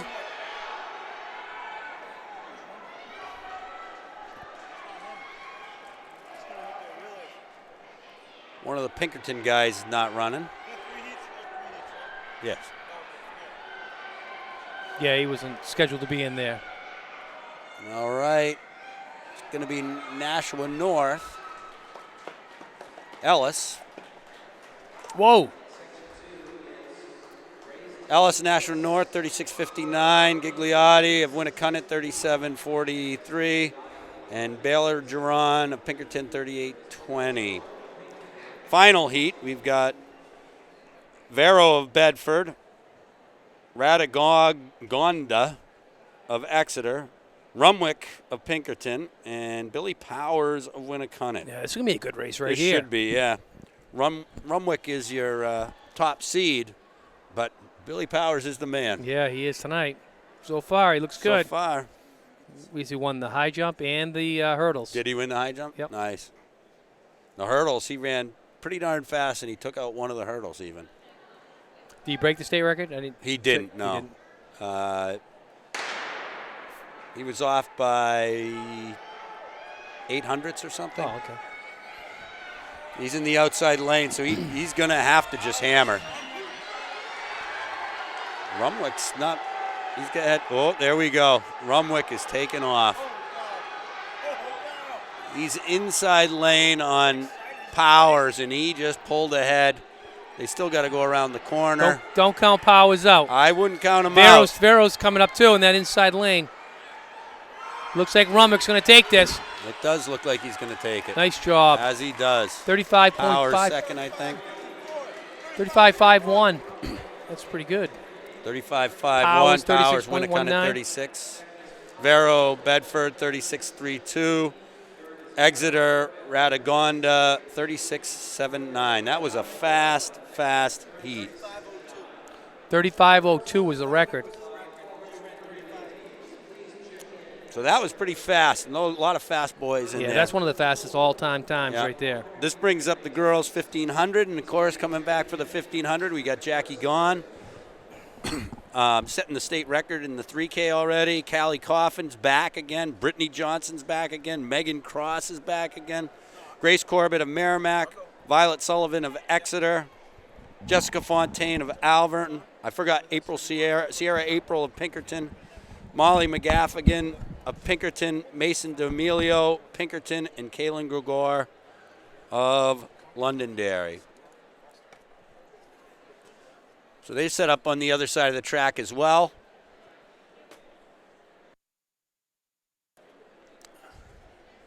Kind of striding out, getting ready.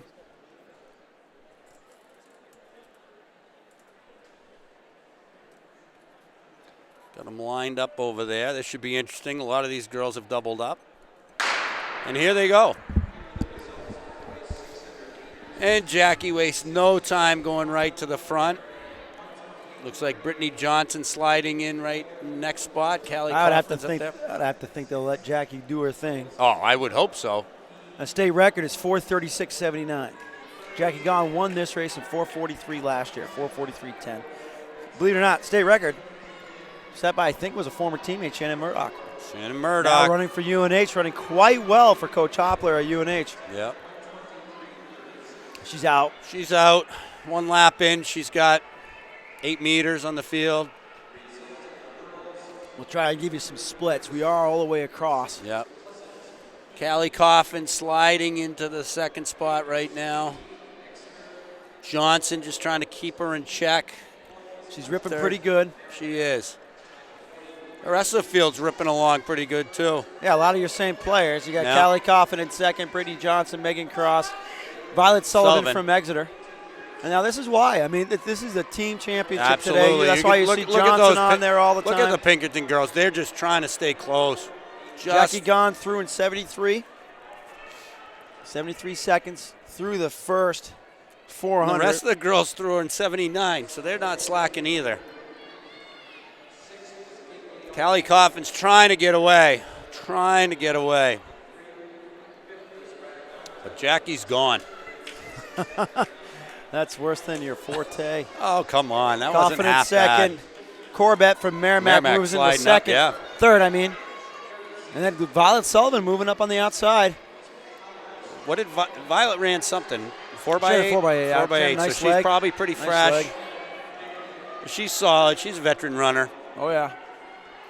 She's knowing what she's doing, but Callie Coffin's kind of getting away from that pack. Let's see what happens. I in the know. second Brittany half. Johnson just said the heck with it and is going around the outside. There we go. Let's Getting see what back in. happens. I've seen a number of times where the kids have been tired and they hang back, and then finally 3 laps to go, they just feel it and go. Well, here we go. We got 4 laps to go. 4 laps to go. Callie's kind of just sitting out there. Let's see what the pack does. Looks like the Pinkerton Coffin is a girls went to fearless work runner. together. Coffin is a fearless Yep. runner for a freshman. That bodes well. So you got 800 right now. She's at 230, so that's 5 flat pace for 1600. That's about 442, 441 for 1500. Let's see where she comes around again. That pack's starting to make a little bit of headway on Coffin. That's Megan They Cross are. in third, Johnson fourth, Sullivan fifth, Corbett sixth. And that's Fontaine seventh from Malvern. We have 3 laps 3 to go. laps to go. And if Sierra April can hold on, she might be able to slide up. She Point needs might to get become 2 to valuable. get some points. We'll see with the lap to go. She's gonna be coming on with 2 laps to go. Jackie Gunn. It's Mason D'Amelio from Pinkerton. Yep. Had a lot of work today, and she's feeling it for sure. Oh yeah. Here comes Jackie. 2 laps to go for Jackie. She's around. She's going to start lapping the field. Well, if she runs a 70, she has a shot. 70 for the last 400. She has a shot at the state record. She'd have to dip under 70 to break the state record. All right, we got 4:36, Callie in second. 39. Brittany Johnson sitting in fourth. Violet Sullivan in fifth. She just clicked off Corbett. at 37, so she's on 74 second pace for that last 200 to the start of the 15. Megan Cross is in She's gonna have to second. drop it. Doubling back, it's still amazing. Mm-hmm. Amazing here. She's going to the arms for sure. 4:04 with a lap to 4:04. go. She'd have to run a 31 second last 200. Callie Coffin in second. Cross in third. She looks pretty comfortable. Johnson in in second. She's at fourth. 4:19, 4:20. Sullivan in fifth. Here Corbett comes in Johnson sixth. and Cross. Johnson's like, I Sullivan can get in fifth. from here. Johnson's Corbett sixth. Fontaine seventh. like, this is within my wheelhouse. I am going, and she Here comes might, Jackie Gunn. she might be able to get Cross. Mike. Jackie Gunn 4:37, 4:38, 4:39, 4:40. Wow. Tremendous job by Wow. Jackie Gunn in first. Johnson making a shot towards Coffin. Yep. Coffin, the freshman, Oh still my finishing gosh. strong. Why are you Johnson telling has me wheels. Johnson's going to get her? I don't know. I don't know. She's still pumping. Coffin holds Coffin her off, holds her ladies off. and gentlemen. That is an incredible run by Johnson. Great run Cross by in Coffin. fourth. Coffin's doubling back Corbett from the 3K. fifth, and Sullivan in sixth. Gunn was first in 4:40.40. Wow, that was some good That racing. beats her double from last year. She doubled back to 4:43 last year. Coffin 4:57.98. Johnson 4:58.30. Cross 5:02.60. Corbett from Merrimack 5:04.37 was fifth. Sullivan from Exeter 5:05.45 was sixth. And then Fontaine 5:13. And April from Pinkerton 5:21. All right, coming up in the Tremendous boys, race. we've got Jacob Winslow, who's going to be fresh. Vorbach's back. Ireland's back. Matt O'Brien's back. Wait. Winslow's fresh? Yes. I think I know who's going to win. Colin Donnelly from Winnicunnet. Joe Gagnon from Pinkerton. Forrest McKenzie from Concord. Bosch Dining from Concord. Tom Vanderslice of Exeter. Joseph Curran of Nashua North. Sean Holden of Salem. And William Heenan, the 9th grader from Londonderry. My boy Valancourt knows Heenan. That's a guy, he tried to run with him at Meet The of Champions. freshman? Yeah. He's like, I just wanted to be the top freshman, so I chase Heenan around. I go, that's not a good idea. Yeah, Heenan's pretty fast. My guy lost about 20 spots in the final 160 meters. He ran out of gas, running on empty. I think that's a song, but I don't want to use I too think many. so. You need me to make that bad joke? I'm letting you do all the bad jokes, all the bad puns. Oh, man. Oh, no! Oh, no! are you kidding Oh, me? no! That was Winslow. That was Winslow. Are you serious? That was Winslow with the false start. How do you false start a 1500? What's he pulling out? He's going to his my cards. Goodness, are you kidding me? They have to. On a they have to. 1500. Yeah, they have to talk. Oh my gosh. They have to talk, but they've already Oh made my the gosh. decision on this. Oh my gosh. What's he pulling out? It's Red a card. It's Winslow. Winslow's out. Oh my Can you gosh. imagine sitting out everything for one race? That is heartbreaking. And he's still standing there. Well, Oh, he just walked off the track. He's just recognizing. And here we go. He is not happy. oh my gosh. Well, one of those reasons to maybe have a false start charge of the field. Well, I mean, hey, But this how is do a you false start in a 1500. How do you false start 1500? at 1500, right? And there we go, Vorback right to the front. Matt O'Brien. Matt This O'Brien's- could turn out to be a yeah. pretty good race here. O'Brien Wow. says if you want it, you're going to have to take it. Wow. And as much as Concord needs points, they're not going to get to the front. Wow. Well, maybe they said, "Hey, you want this? Come get it, because I'm going to still make floored. you earn it." I'm still floored by what I happened. know. Pinkerton girls are running Top- away with this thing, by the way. 72 points after 11 events to Nashville South's 49. Looks like they're going to win their first title since 1981. All right, we got Vorback in right Vorback, after it. O'Brien, That's Donnelly. Donnelly. Not sure who the other Exeter guy is. I can look it up, though. I have the sheet. Vanderslice. Yeah. I like that name, Vanderslice. All right, Vorback going right after it. They're about 63, 64 through the 400. That's 412 for the 1600 pace. Coming off a 3K, he's running with a lot of confidence. Yep. Well, winning helps. That's for sure. Vanderslice in second. I mean, that's Winnicott. Donnelly. Donnelly. Donnelly, you just said that like I know. You're getting tired and punchy Donnelly. too. Home slice. I mean, not a Messinic High School where you coach. And teach. and Maybe I teach. shouldn't have said that part. I guess that's the way it works. You forget things 2 minutes later. Yeah. Hey, if you don't commit too much to memory, then you can't forget. You can't remember what you Vorback's forgot. running away with this. Vorback He looks is. tremendous. He's got 20 meters, and he These guys are he looks content to good. play for second. The I real think race so. is Donnelly, Gagnon, Yep. Vanderslice, McKenzie, Bostining. Dining. Yep. Now And is that O'Brien off the back now? I think it is. Yeah, He made his bid. Sometimes, you know. State champ in the 1,000. He's probably pretty pumped up. Yep. And meanwhile, Vorback was about 210 through the 800. They're going to have to do a lot of work if they want to catch him, and they're not going to do it with one guy leading 3 the laps chase to back. go. He looks tremendous. Looks very strong. Somebody else has got to get up Donnelly. there and chase, too. Forrest McKenzie is Forrest moving is some- trying- Wait, a little bit of jostling. A little jostling. I just think they're tired. to be I honest think with so, you. yeah. I mean, And you're coming into the turn. You kind of lean in a little bit. That's and- all right. I don't think there was anything on purpose No. there. Oh, there goes McKenzie Forrest. making a little bit of a move here. 2 laps to go. Ireland following him. Ireland doesn't want to let McKenzie beat him. Now Ireland making a move in his own. Yep. 2 laps to go. Vorback going through 3:02 with 2 laps to go. They do look like they're making a little ground on him, but 4:10, they got a lot of 4:11. ground to make up. Last year, Vorback won this in 4:11.54. And I believe that was also doubling back from the 3K. Yeah, O'Brien's not feeling too good right now. No, Got a gorilla on his back. he's won a state title today, though. Yep. So, hey, Gorilla, piano. I think he'll be fine. I think In the long run, he'll be okay with it. Ireland going around Forrest Let's see what we and got. looking like he's going to try to go around Vorback, Donnelly. 1 lap to go. He's through in They could use 3:37. 18 points. They certainly could. We'll give you the men's team score up There there. we in a minute. go. Donnelly in second. Ireland third. Going to McKenzie the fourth. arms. Gagnon fifth. Bostining sixth. Vanderslice Ireland seventh. and McKenzie going to the arms. Vorback still looks strong. I still I- think they're not going to have enough real estate. I don't know, There though. goes Ireland. We're going 1-2 again by North.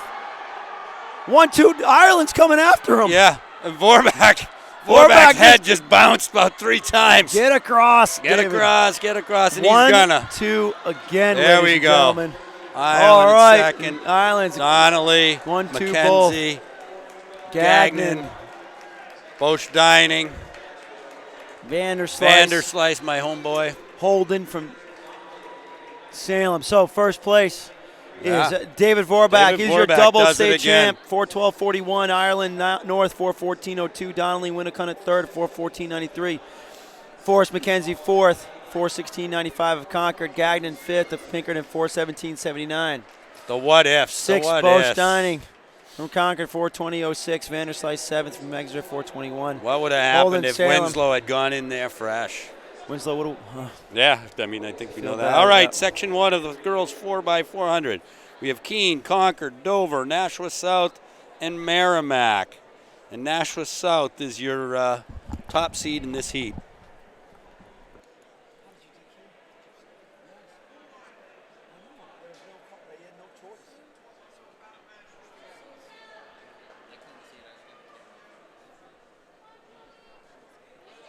All right, we're setting them up here. All right, we'll try to give you a team score for the boys once the boys 1500 comes up.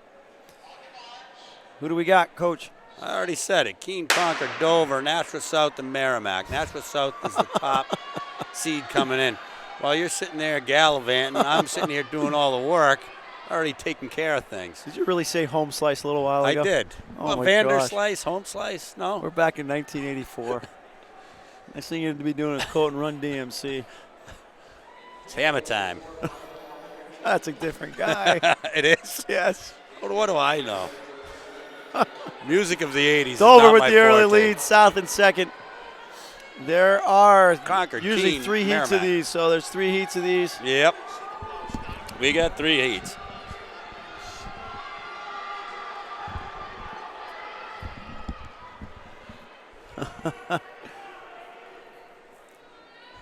All right, boys. This is a little tighter than we thought. It is. First place Pinkerton, 70 points. Nashua North, second place, 62. So they're 8 points separation. That's a lot. I mean, Well, Nashua those North, 18 points 18 definitely points helped. huge. Bedford third, 58 points. Winnicott, 51 points. So it's gonna.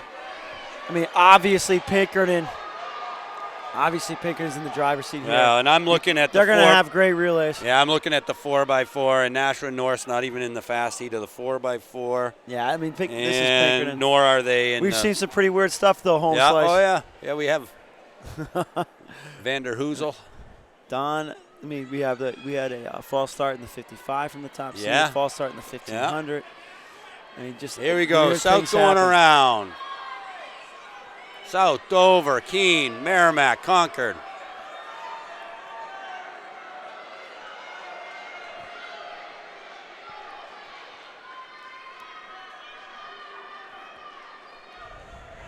Coming into the last handoff, it appears Nashua South, well, Dover's going around the outside. Looks like Dover might get the stick first. Got to keep them in the same lanes, though. Oh, no, they just switched. Dover takes it first, then South, Keene, Merrimack, and Concord.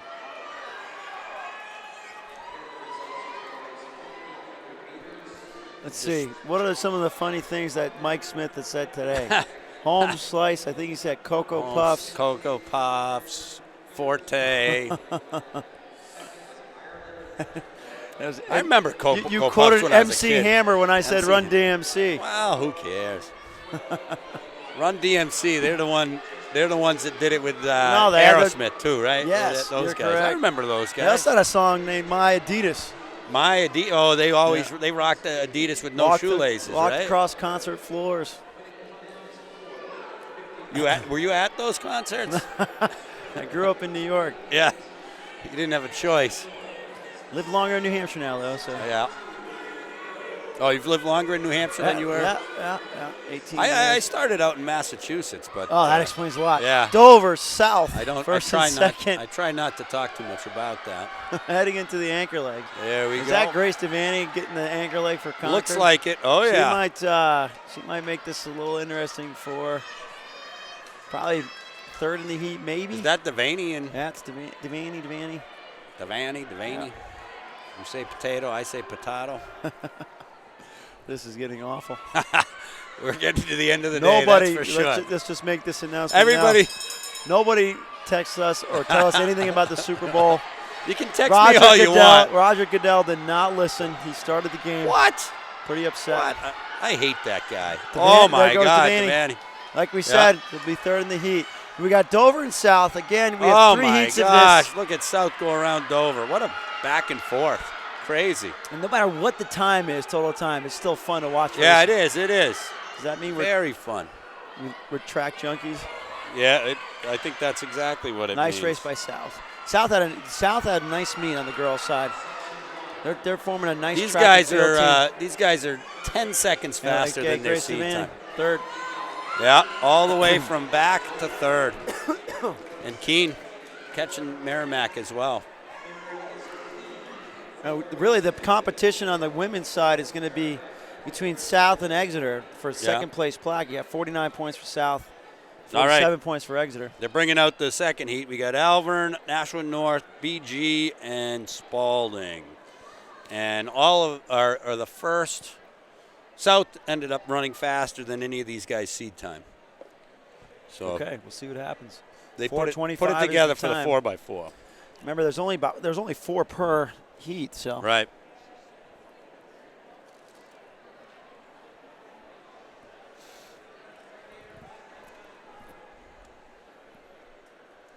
we'll see what it is like after the 4x4 as far as the team scores. Absolutely.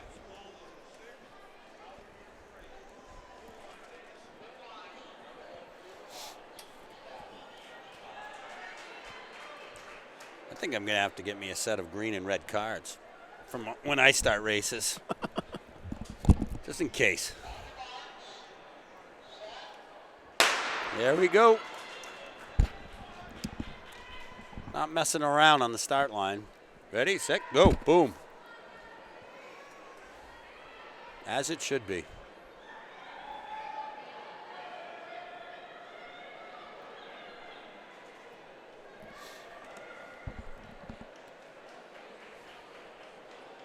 We'll see coming off the break. Who's in the lead? Looks like Bishop Gurdon at this point. Bishop Gurdon, then North, To the then lead, Spalding, then Alvern. 1 lap into their 4x4. And Jerry coming back out for the 4x4. She had a great 4x8. She did. They're a great family. They run for the Flash. My daughters have run for the Flash great. too, and I love talking to their dad. He's a great guy, always happy, good mood. Awesome. We do have something special here in New Hampshire. We that's do. for sure. So we got Spalding handing off in the lead. Yeah. Again, Mike O'Brien doing a great job there. So we got Spalding, North, Bishop Gurdon, Alvern. And once again, this is NewHampshireTrackandField.com, powered by Runners Alley. Today's Meat Hub sponsor is New England Patriots. Is New England Patriots. Patriot Pole Vault Club. I mean, Patriot Pole Vault Club.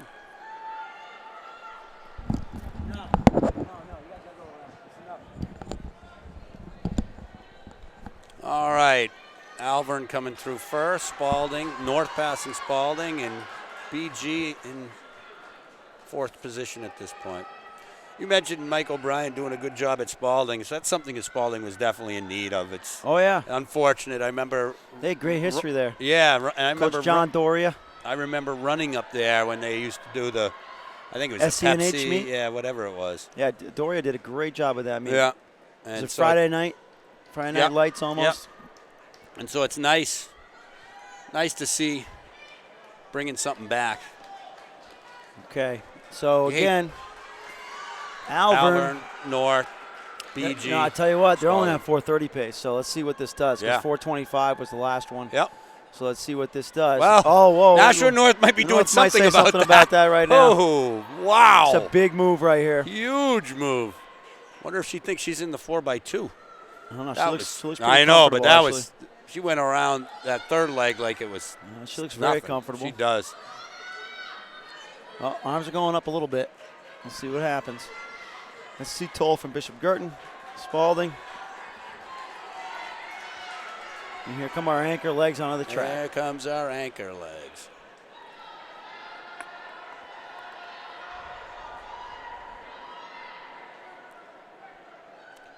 Big lead, 25 meters. It's all about time right here. It is So all about she's going to time. hand off. We'll give you the split through the 3:12.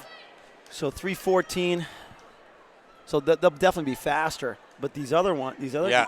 the other teams have to work here. Yep, absolutely. Well, I mean, you got to wonder. I mean, what did you qualify with, and who are Right. you running? And honestly, Now. this is kind of the time where kids, athletes might have some issues Yep. health-wise. Hamstrings, anything like that can go, and you have to put a last-minute sub. Yep. The Flu's hit New Hampshire pretty good here. Oh man. so I has it know that ever. a couple teams have got hit by that. There we go. 3:45 with 1 lap to go. Alvern making up some ground. BG rolling. So we'll see what these times are, and then we have one last heat, the girls 4x4, and we'll see who the state champs are. Spalding coming through. So it looks like North is going to win this one because of their third leg. That was tremendous. Fourth leg, not too shabby, obviously, either. They were Very strong. 429 seed. 425 was the winner of the last heat. Yeah, So they're this going is to run 418, 419, 19. Alvern making up some nice ground. Alvern's going to sneak in there. Yep. So those are the top two times so far, 422. BG. So North was first, 419.15. Alvern was second, 422.62. Bishop Girton, 427.31. So the lead team from the first set of heats is going to be so far in contention. So Four far more teams in the contention. 4x4. Yep, we got Winnicott, Exeter, Bedford, and Pinkerton coming up in this last heat. Bringing them on the track right now. Ed Burgess leading the way. Looking sharp in his gold shirt. That's the ugliest color. I hate to say anything bad about it. I wear it during the spring season. But it is ugly. All right, now let's keep this in mind. South won that first heat, correct, in 425. Yep. So South and Exeter are separated by 2 points after Oh. the 1500 for second. And they get it. That's hardware, people. So Yep. South and Exeter here. And Exeter's in and the Exeter's fast in the heat fast right now. heat. So we'll see what they have here. You never know who's running the relays. And South obviously puts stuff I together. see Brittany Johnson on the 4x4. No. Yeah. Say it ain't so. Of course she's on the 4x4. Try to keep her off. How are they going to? I mean, they're going to. You got Amelia Graves down there too. Yep. So, There we go. all right, If Brittany Johnson told me she wanted to be on the it's going to come down to the 4x4, 4x2 for the South versus Yeah. Exeter, I think. I wouldn't say no because she'd probably pummel me. What? All right, let's see who's got this at the break. Looks like Bedford possibly. Yeah. Already making up the stagger. Exeter sliding That's through Coco. though. That's a Coco. That's a Coco. There's two of them. She's going to get pinched. Exeter got pinched a bit. Look at that. Pinkerton did a nice job waiting until they got to the was a the perfect curve job. to cut in. No need to get there before you get to the curve, really. Pinkerton, Bedford, Exeter, and Winnicott. Is that Valancourt second for I think so, Pinkerton? yeah. She's been busy. Going for a state title, you all are busy. Yeah, yep.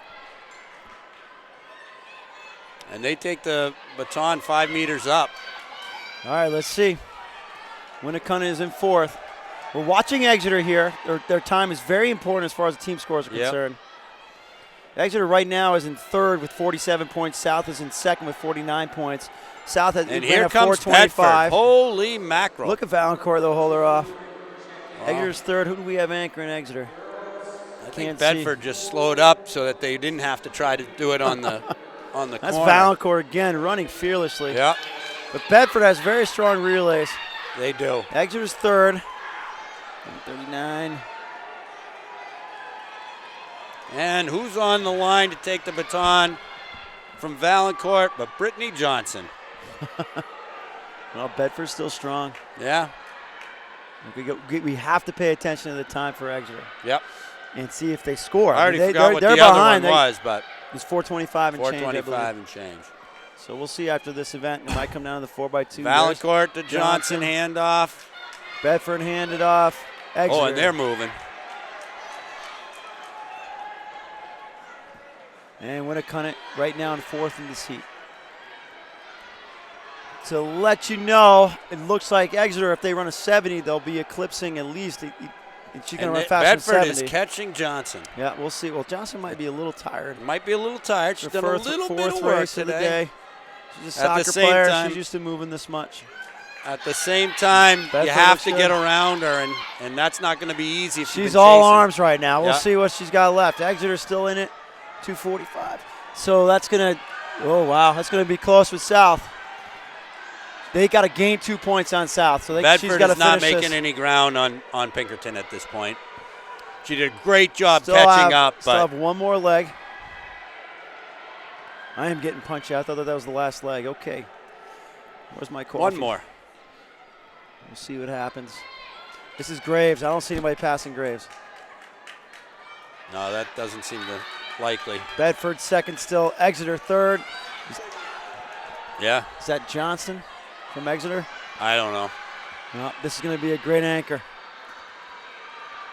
I think this They're is going to have to boogie, though. To 425 from South is Yeah. there. And don't forget the last heat was one at 422. two. Yeah, So they're going to have to boogie here to be able to. The last heat could have two in the top three to top four. yep.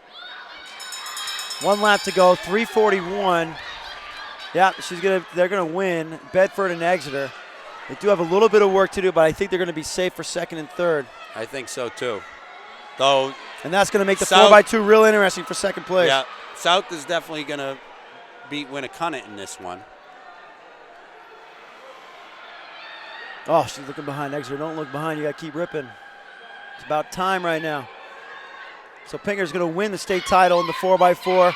This is Yeah. gonna be a tremendous exclamation point. We'll see what they do in the 4x2. Absolutely. Bedford is second. Pinkerton girls, that first title Exeter, since 1981. So first They was Pinkerton, might have. 4:13.50. Exeter did. Second beat was South. Bedford, 4:18.13. Exeter's going to pick up a valuable 6 points to take a 4-point lead on South for the runner-up plaque with 4:21.47. Fourth was Winnicott at 4:25.55. Here we go. I'm not sure if that edges out I don't South. know. We'll see the overall in a second. Yeah, bringing up the boys. First section's got Alvern, Keene, Nashua South, and Memorial. We'll give you team scores in a minute. We think that Exeter has overtaken South for second overall in the team scores by 2 points. Looking ahead to the 4x2.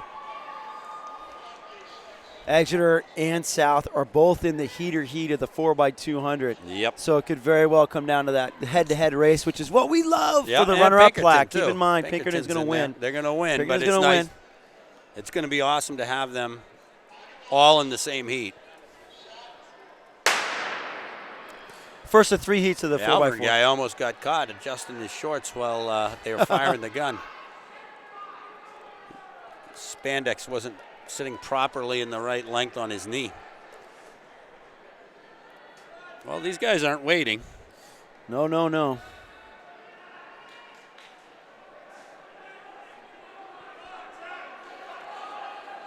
Memorial coming out of the far lane gets the jump on the corner. Alvern, South, Keene. Keene moving past South on the backstretch. Going all the way for Alvern.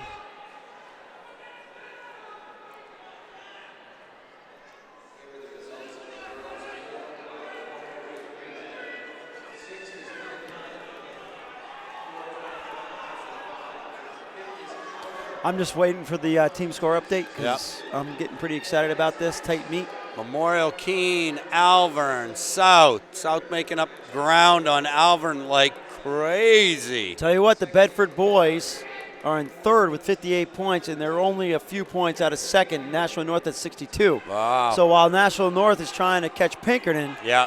you got Bedford with 58 points trying to catch North for that all. South just Elusive went from flag. 4th to 1st in one lap. See if they can hang on. What does North have for relays? They're in the North the is in the second section. fastest for 4x2, but what are they in the second section for 4x4? Yep. All right, update on girls' team scores like we thought. Pinkerton has now just cemented their first indoor state title since 1981. They have 82 points. It is impossible for anybody else to catch them. So Pinkerton, congratulations, coaching staff at Pinkerton. You've done a phenomenal job putting this team together, and your girls should be commended. They're Yes. just winning now with one event left. Pinkerton, 82 points. Second place right now, like we thought, Exeter with a valuable 6 points. Leapfrogs, Nashua South, 51-49. So it's 2-point lead going into their lead. final race of the 4x2. So Hardware is going to be determined in that 4x2. Like we said, they're both in the last both heat, in the the heater fast heat. heat. Bishop Girton has 40 points, and Nashua North 32 points. I really have a hard time thinking that Bishop Girton trying to crack that top 3. So it's really going to come between Exeter and Nashua I South. think so too. So we'll see. Congratulations to the Lady Astros, first title since 1991. Congratulations 81 to you Coach. said, right? 81. That's I just 81. said 91. See, getting Yeah. old. And congratulations to Coach Mike Carthus, Coach Quarles, and the coaching staff of Pinkerton. You guys have represented New Hampshire very well the whole year, and you guys well deserved. Well deserved. But we got the runner-up plaque ready to go. And on the guys' side, it's going to be a close one, too. We'll see what this 4x4 holds, and then we'll set up the last Absolutely. event for you. South in the lead, followed by Memorial, Keene, and Alvern.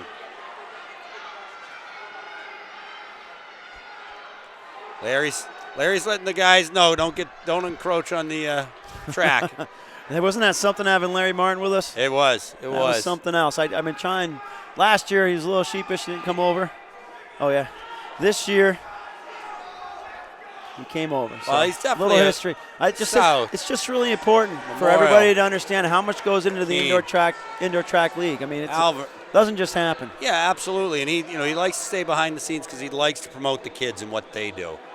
Yeah, he's- but Larry's the reason. Oh, why I we're know. all No, here. I'm not saying that, but that's Exactly. why he wants to take the back seat because he wants it to be all about the kids. So That's what he wants. South won that 339.56. Let's pay attention to that 339.56 against South in the third heat. Like the girls, they posted pretty decent time. So let's see what that does. All right, we've coming up in the second section. We got Merrimack, Dover, Nashua North, and Concord.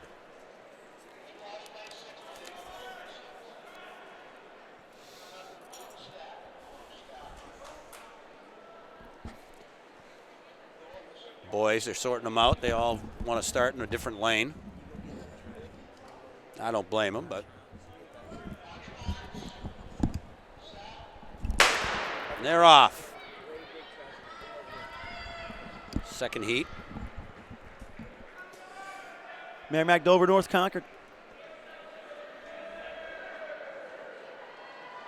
Is that Vorbach?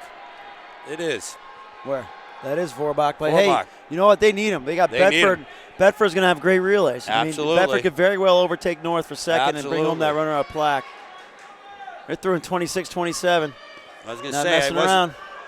I didn't notice him head to the start line, but I did Don't you love notice his form. Don't you love that about this meet, though? Yeah. Seriously, you're going after team titles. Yeah. You're going to have distance runners Look running at him. 4x4s. Look at him going around, too. This is exactly what you The want. guy's flat out from the start. There is no pace change because he's flat out from the start.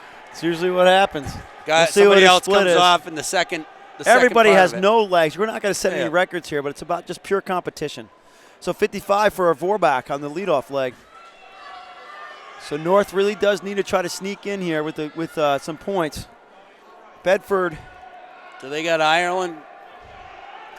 Is Ireland in this too?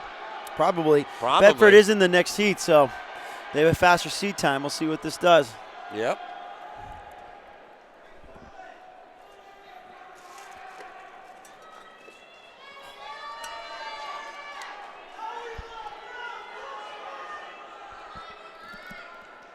North still leads. No, Ireland's not in this. Ireland's not in this. Maybe he's doing the 4x2. Yeah.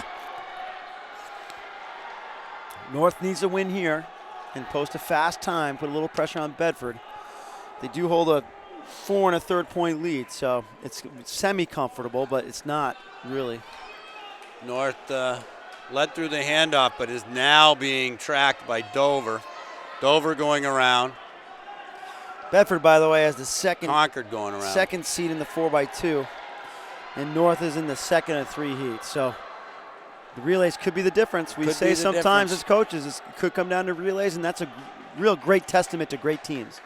If they have good relays, it's usually a good That's representation. Moyer from Dover again. He just wants more track. Yeah. Moyer, that was you with a bad pun. Hey, you're rubbing off on me. Yeah, That's pretty yeah. bad. Concord going around Moyer. Moyer's done. Here comes Nashua North. Hey, look at that move. On these All gentle the turns, way sometimes around. you could do that here on these gentle Oh, turns. they are definitely tired though. Tying up a little bit, all of them.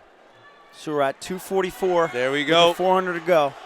Concord setting out after him. Keep in mind, South ran 3:39. I think that's going to get beat by North and Concord, but we'll see. Dover's catching up again. We've seen this kid a couple times too today. We have. Dover's doing a lot with a little. Yes, they are. Trying to get 3:10, around 3:11. Concord too. They're going to be low, probably 340. Yep. Nashua North doing a good 338, job keeping it 339. going. Concord's trying to come on. This is going to be Dover tight. right behind him. This is Yeah. going to be tight from the last heat as well. We're at 330 right now. It was 339. Here comes North. Gonna take this North one. is going to take it, but look at these 337. next two times. North 337.41 for first. Second, 339.93 Concord. South is going to be third so South far. is going to be third. Dover yeah. 340.15. 347.47 Merrimack. All right, in our third and final heat, we got Bedford, Pinkerton, Winnicott, and Exeter. Fastest time is Winnicott's by 600ths over Exeter. Nashua North's going to be fifth, at least. So Nashua North's going to be fifth at least. That's going to be 2 points. Do you think we got a So that'll bring Jacob up to Winslow in 64. Exeter? I don't know if he He's can. Can he? He was Yeah. DQ'd. Yeah, but he's they What's can the rule? No, they can come back. Okay, it's not a scratch. You're right. No. So Nashua North right now, it's sitting at least 64 in the third. If Bedford pulls this out, best case scenario, obviously. Now Bedford just snuck in with a 340.75, so let's see what place they get. Rumwick is leading off for Pinkerton. He's your two-time champion today in the 55 and the 300 hurdles. 300 meters. They could do 300 hurdles. They do it in high school. Why Do it not? in here. Just throw it in here. Throw in some 3 hurdles. turns, that'd be awesome. Right off the turn, right into a hurdle. Yeah, Great. perfect. Exeter, early lead. Rumwich is kind of in a little bit of a spot. He lets Winnicott swing in, and then he just- moves out. Watch this. Yeah. Oh yeah. No, I don't. Bedford. Is that Kenny? It's somebody. That's Kenny. And Look at this. Rumwich was not Great expecting race. that. Great leadoff leg. Now Bedford's got to swing out wide. They're third on the exchange.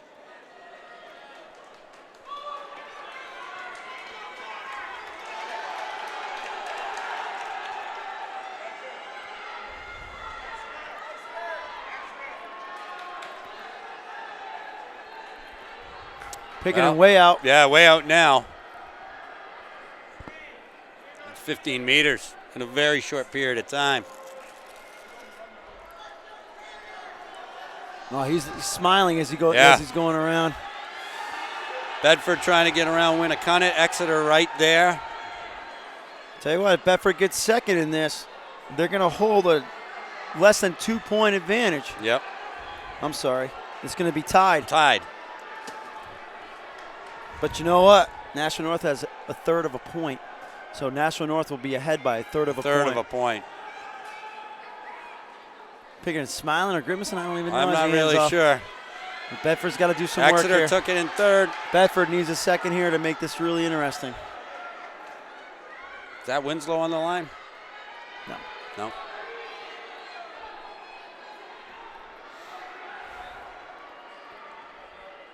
Pinkerton, Exeter, Winnicott, Bedford. Bedford's the one that we're kind of watching to see if they could muster a little something up for the end to be able to bring home the runner-up plaque. North is second. They certainly deserve the runner-up plaque as well. Yeah. Between Vorbach and Or Ireland. at least Vorbach and Ireland do. Between them, they've scored 36 points. Yes. 36 of the 64 and a third points that they have right now. Pinkerton's taking Noah Woodman is with the the last anchor leg. exchange. I Uniforms can't look imagine sweet. him getting caught.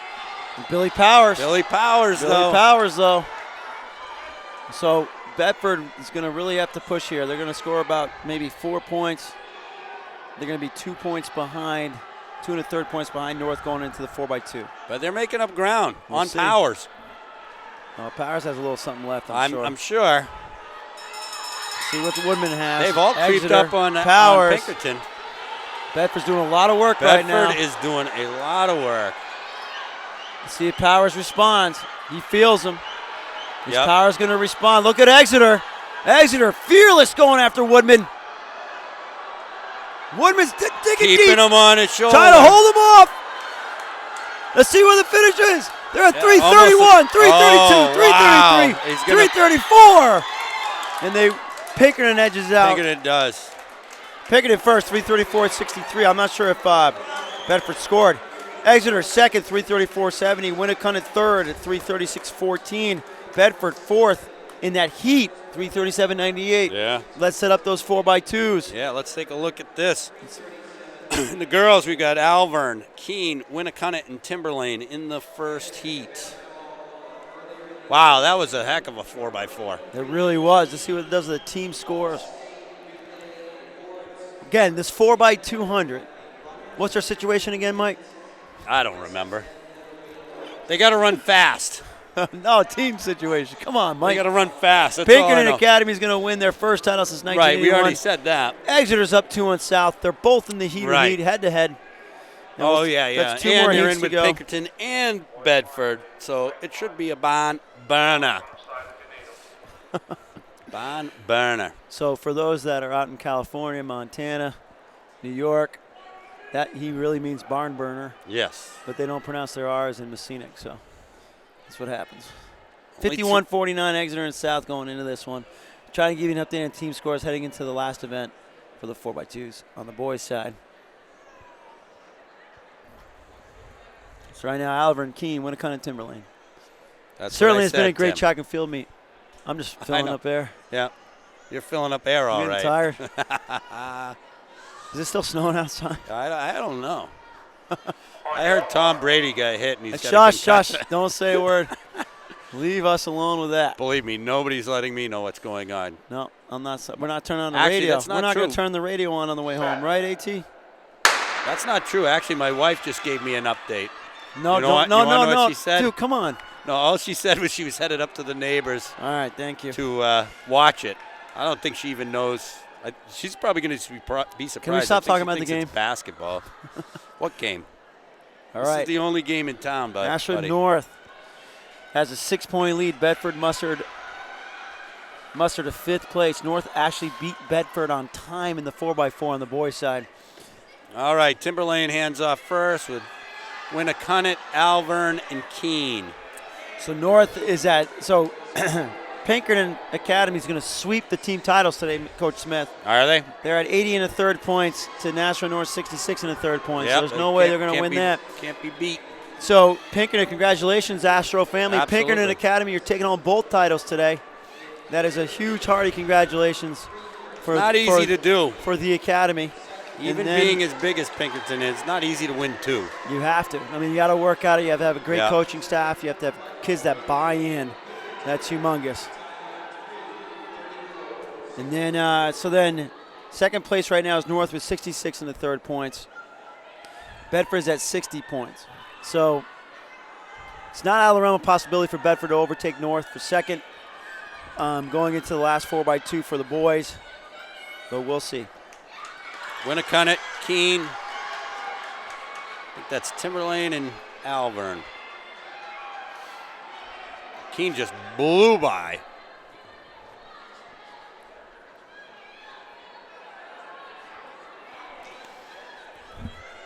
Opening up a bit of a gap here.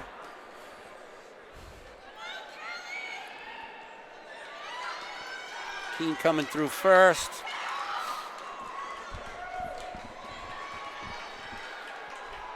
First place is Keene, 155.54. Let's remember that time. Second place, Winnacunnet, 156.97. Third place, Timberlane, 158.10. Fourth place, Alvern, 158.19. Second heat, we've got Merrimack, Bishop Girton, Concord, and Nashua North. This is where some of the definitely scores will come out of this heat. Yep. Well, they have to, because, or of the heat before them, because there's only 4 in the final heat.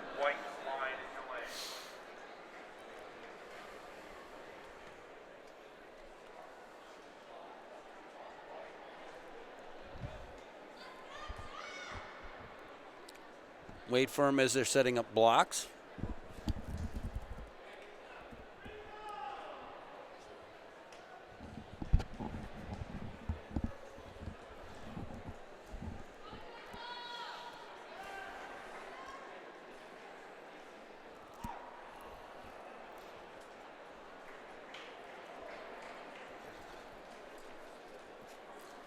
Once again, we're brought to you by Patriot Pole Vault Club, sponsors for today's meet, and of course our friends at Runner's Alley. Really is a team effort here in New Hampshire. It certainly is. Runner's Alley, Lancer Timing, Berryman family, Larry Martin and his legacy, his life's work, really. If you look at it, between cross country, indoor, track. I would have to agree with you. I don't know what else Larry's got going on in his life. Oh, he's got a lot. He's got a lot. Got we know a that. Great family man, obviously. Absolutely. That's number one for him. But as far as work is concerned, on a professional level, I mean, this is it. This is tremendous. So we all owe a thanks to Larry Martin and family. Yeah. His wife, Merrimack, kids. Because without in really the Londonderry group, it all started at Raymond, really. Yeah. But the Londonderry High School group and their impact on. Yep. Well, they I mean, have left a lasting legacy. Rich Nagy. Yeah, Rich Nagy, Al Rick Halpern, Berryman, all those guys. Ed Burgess, Ed Daniels. Yeah. Those are legendary Amy Sanborn. names. They have given so much to our sport, and I mean, we're fortunate enough to reap the benefits of it. There's a good reason it's the name of the timing company's Lancer Timing. Yeah. Merrimack taking it first, followed by BG, North, and Concord. So it's time for others to step up, though, and help out. My goodness, North was moving so fast that she couldn't even get into lane 1. She ran the 4x4. Centripetal force was throwing her out into lane 2. Centripetal force, that's a big word for you. Big word. I know job. a few words. I'm a science teacher, buddy.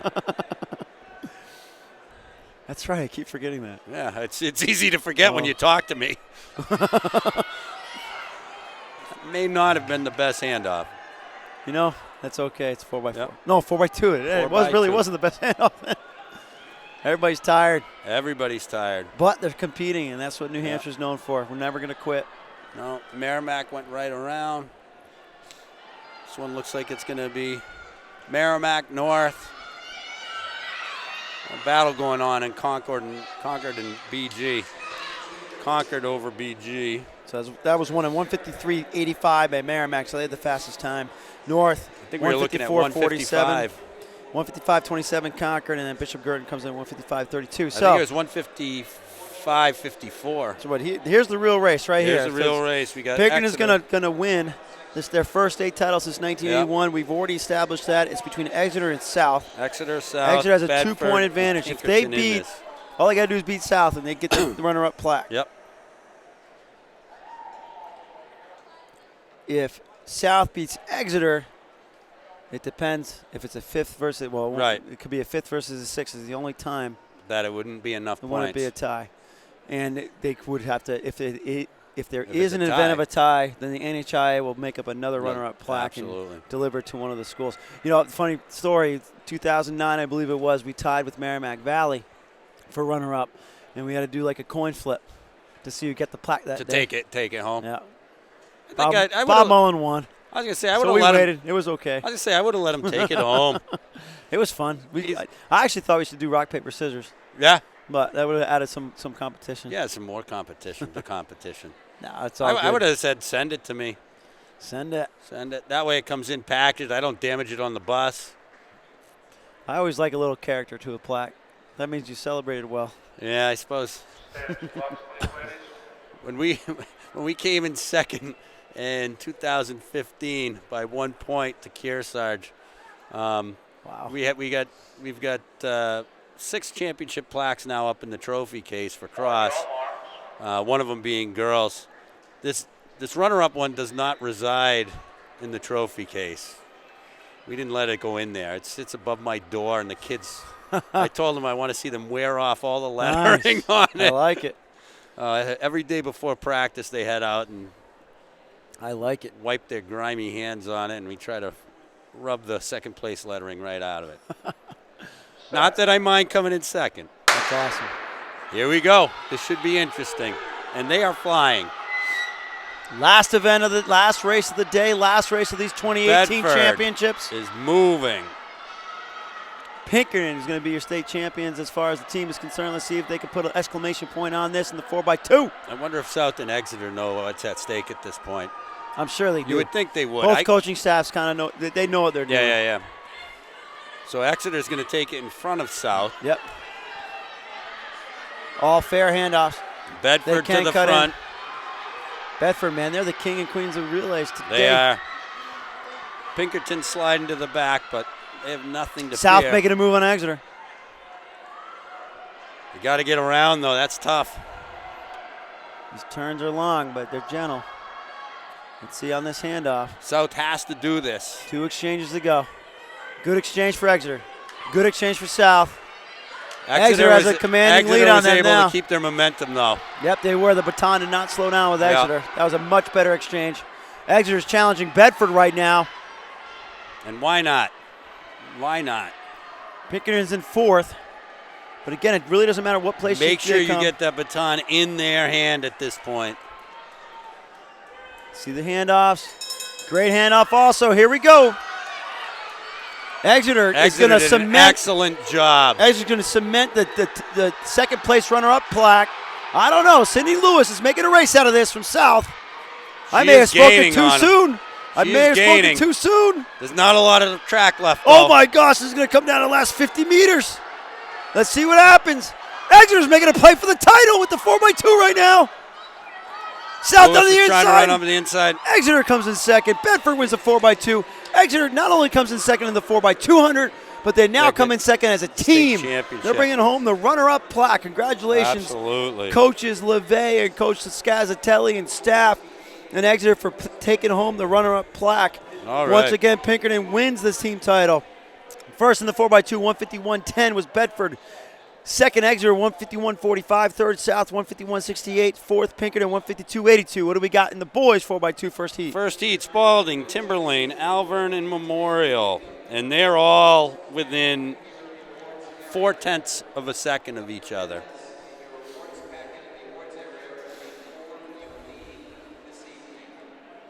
Setting up some blocks. Spalding saying, we don't need blocks.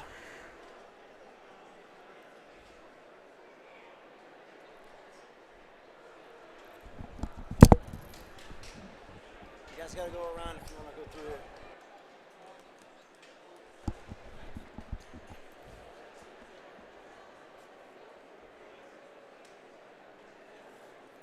All right, looks like we're getting blocks set up. Memorial and Spalding are going without. Usually 4 teams per sections. Last 3 heats of today's championships. Again, once again, a congratulations to everyone that participated today, especially to the champions and their runner-ups, but also to everybody that's helped. A huge thank you to all the volunteers and the officials in New Hampshire. Once again, put on a great day.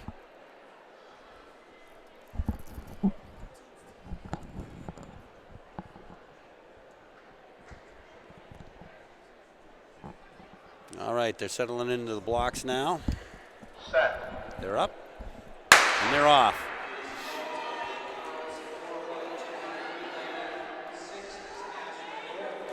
Alvern making up the stagger right away.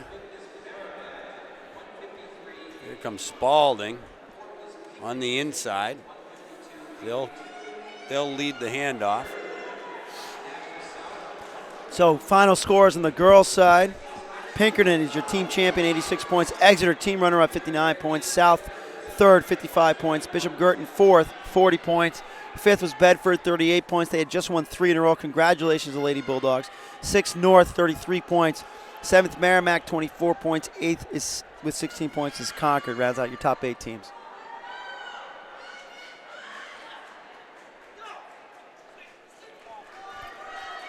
Great pass by Memorial. So we got Spalding, Memorial, Timber Lane, and Alvern. Timber Lane and Alvern making a move on Memorial, not getting them by the corner. They're all making some inroads on Spalding. Spalding will hand off, make the last pass first. Memorial, Timber Lane, Alvern.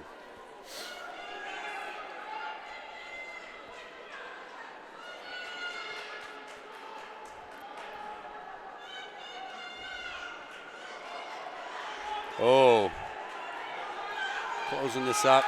Looks like Spalding will stay out, though. Congratulations, Spalding. Stuck out in the front the whole time. We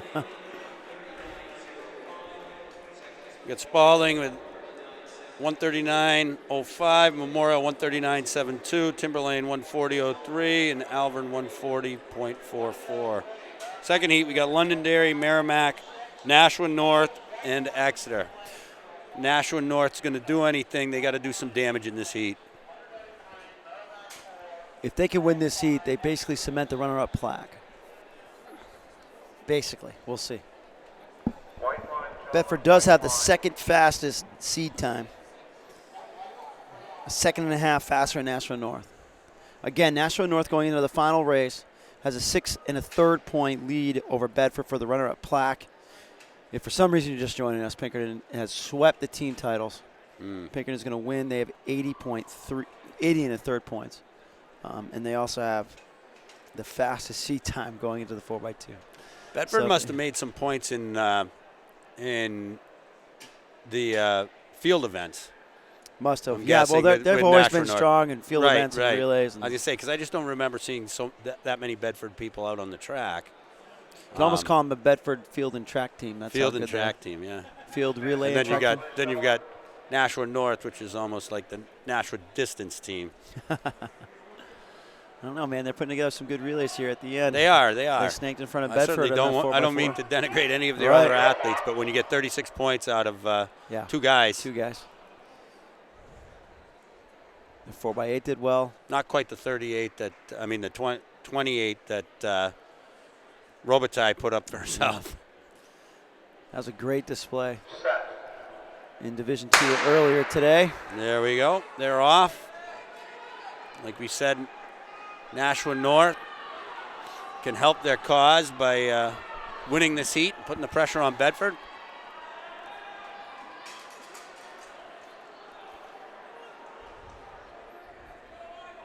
Four by two, such an exciting relay. Yeah.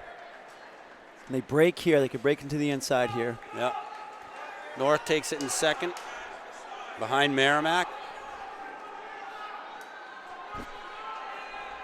And North is going to try to complete going the around. pass. Can he complete the pass by the beginning of the turn? Not by the beginning, but makes it by halfway through. He had enough It momentum is a gentle to carry turn. around. It is a gentle turn. Imagine if this place was banked. That'd be Oh. crazy fast. Oh, wow. that was a great move. What a weird. Well, that's all right. And Well, they North is lost a gonna- little, Exeter little cut in. momentum. Okay, Exeter's taking the lead now. Man, this is a race. Look This at that. is- 4 guys Yeah, within what? within a second of each other. Not even. This is going to be a great last leg. This Talk- exchange is going to be kind of hairy. North just tripped up, Take I him out. think, on his own. Exeter with the big lead here. That's a big lead for a 4x2. Yes, that is. Right now, North sitting in third, maybe fourth. Londonderry fourth, North third. North now going into second. And making up a lot of ground. Let's see what happens. I think Exeter's going to have enough real I estate. think so. So let's look at these times. 136.62 unofficial. North was second. 136.60 for Exeter. Second was North, 137.26. So we're paying attention to Bedford going into the last race of the day. Which Before this last race of the day, let's thank everybody. Thank you, Mike, for a great day of announcing. You're welcome. I enjoyed it. This was a lot of fun. It was. We'll see everybody when the spring opens. Absolutely. We're looking at probably Merrimack Valley Invitational in mid-April, and that'll start our season, and then we'll go all the way through May, almost every weekend with a live stream, so keep that in mind. Nice. But always, always, always visit the website. We always have new stuff on there. And again, if anybody wants to contribute, we would love to have you contribute content, pictures, anything like that. Sponsors, if you're interested if you're interested in sponsoring, just drop us an email. Our email's on that front page, and we can chat about how you can help support. Because the more support we get, the more quality of value that we can provide to everybody here in New Hampshire. All right, final. Last heat, Concord, Winnicott, Pinkerton, in Bedford. So to set it up for you, North was second in that last heat. Bedford is behind by 6 points. And again, North pretty much in the driver's seat. They were in a solid relay. They're probably going to score at least a point. So Bedford would have to be at least second. Yes. To overtake them. Like we said, both teams are second. Both teams are very deserving here. So if Bedford comes in second, they'll take the runner-up plaque, if my math is correct. I have no idea. I can't do that sort of thing. Well, I said I'm science. It'll be by 3/4 of a point. Yeah. But we'll see. Looks like Pinkerton is looking to put a heavy exclamation point on this because they definitely have their A team out here. They Again, do. even though you haven't won, you still want to go away a winner in the last event.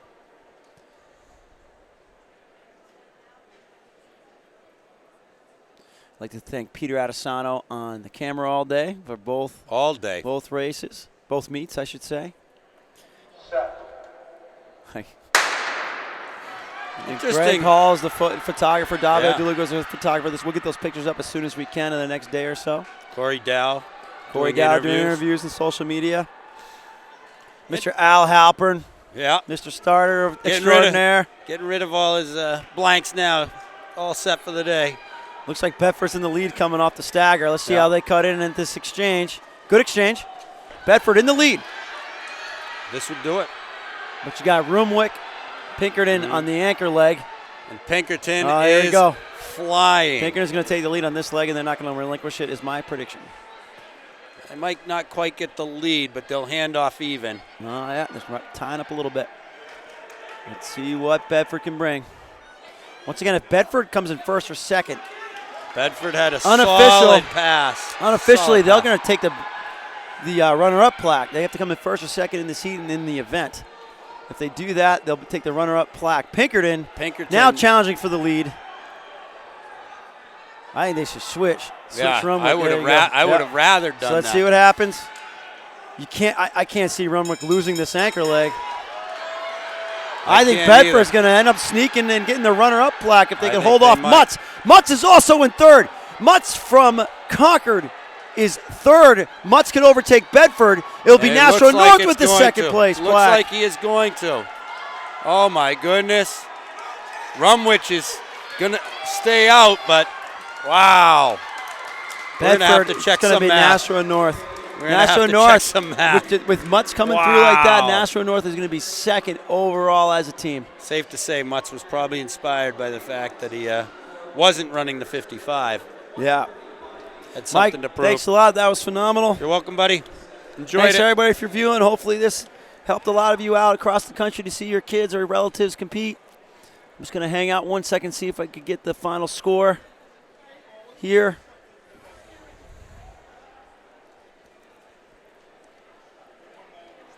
All right, again, thanks to Patriot Pole Vault Club for their sponsorship of this meet. Runner's Alley for everything that they do. Lancer Timing for doing the timing. Professionally, as always. And then, of course, the crew here at New Hampshire Track and Field that gets this stuff all done. All right, looks like we're not going to see that right away. So, hey, Thank you very much, everybody, for tuning in. Go Patriots. We'll see you in the springtime.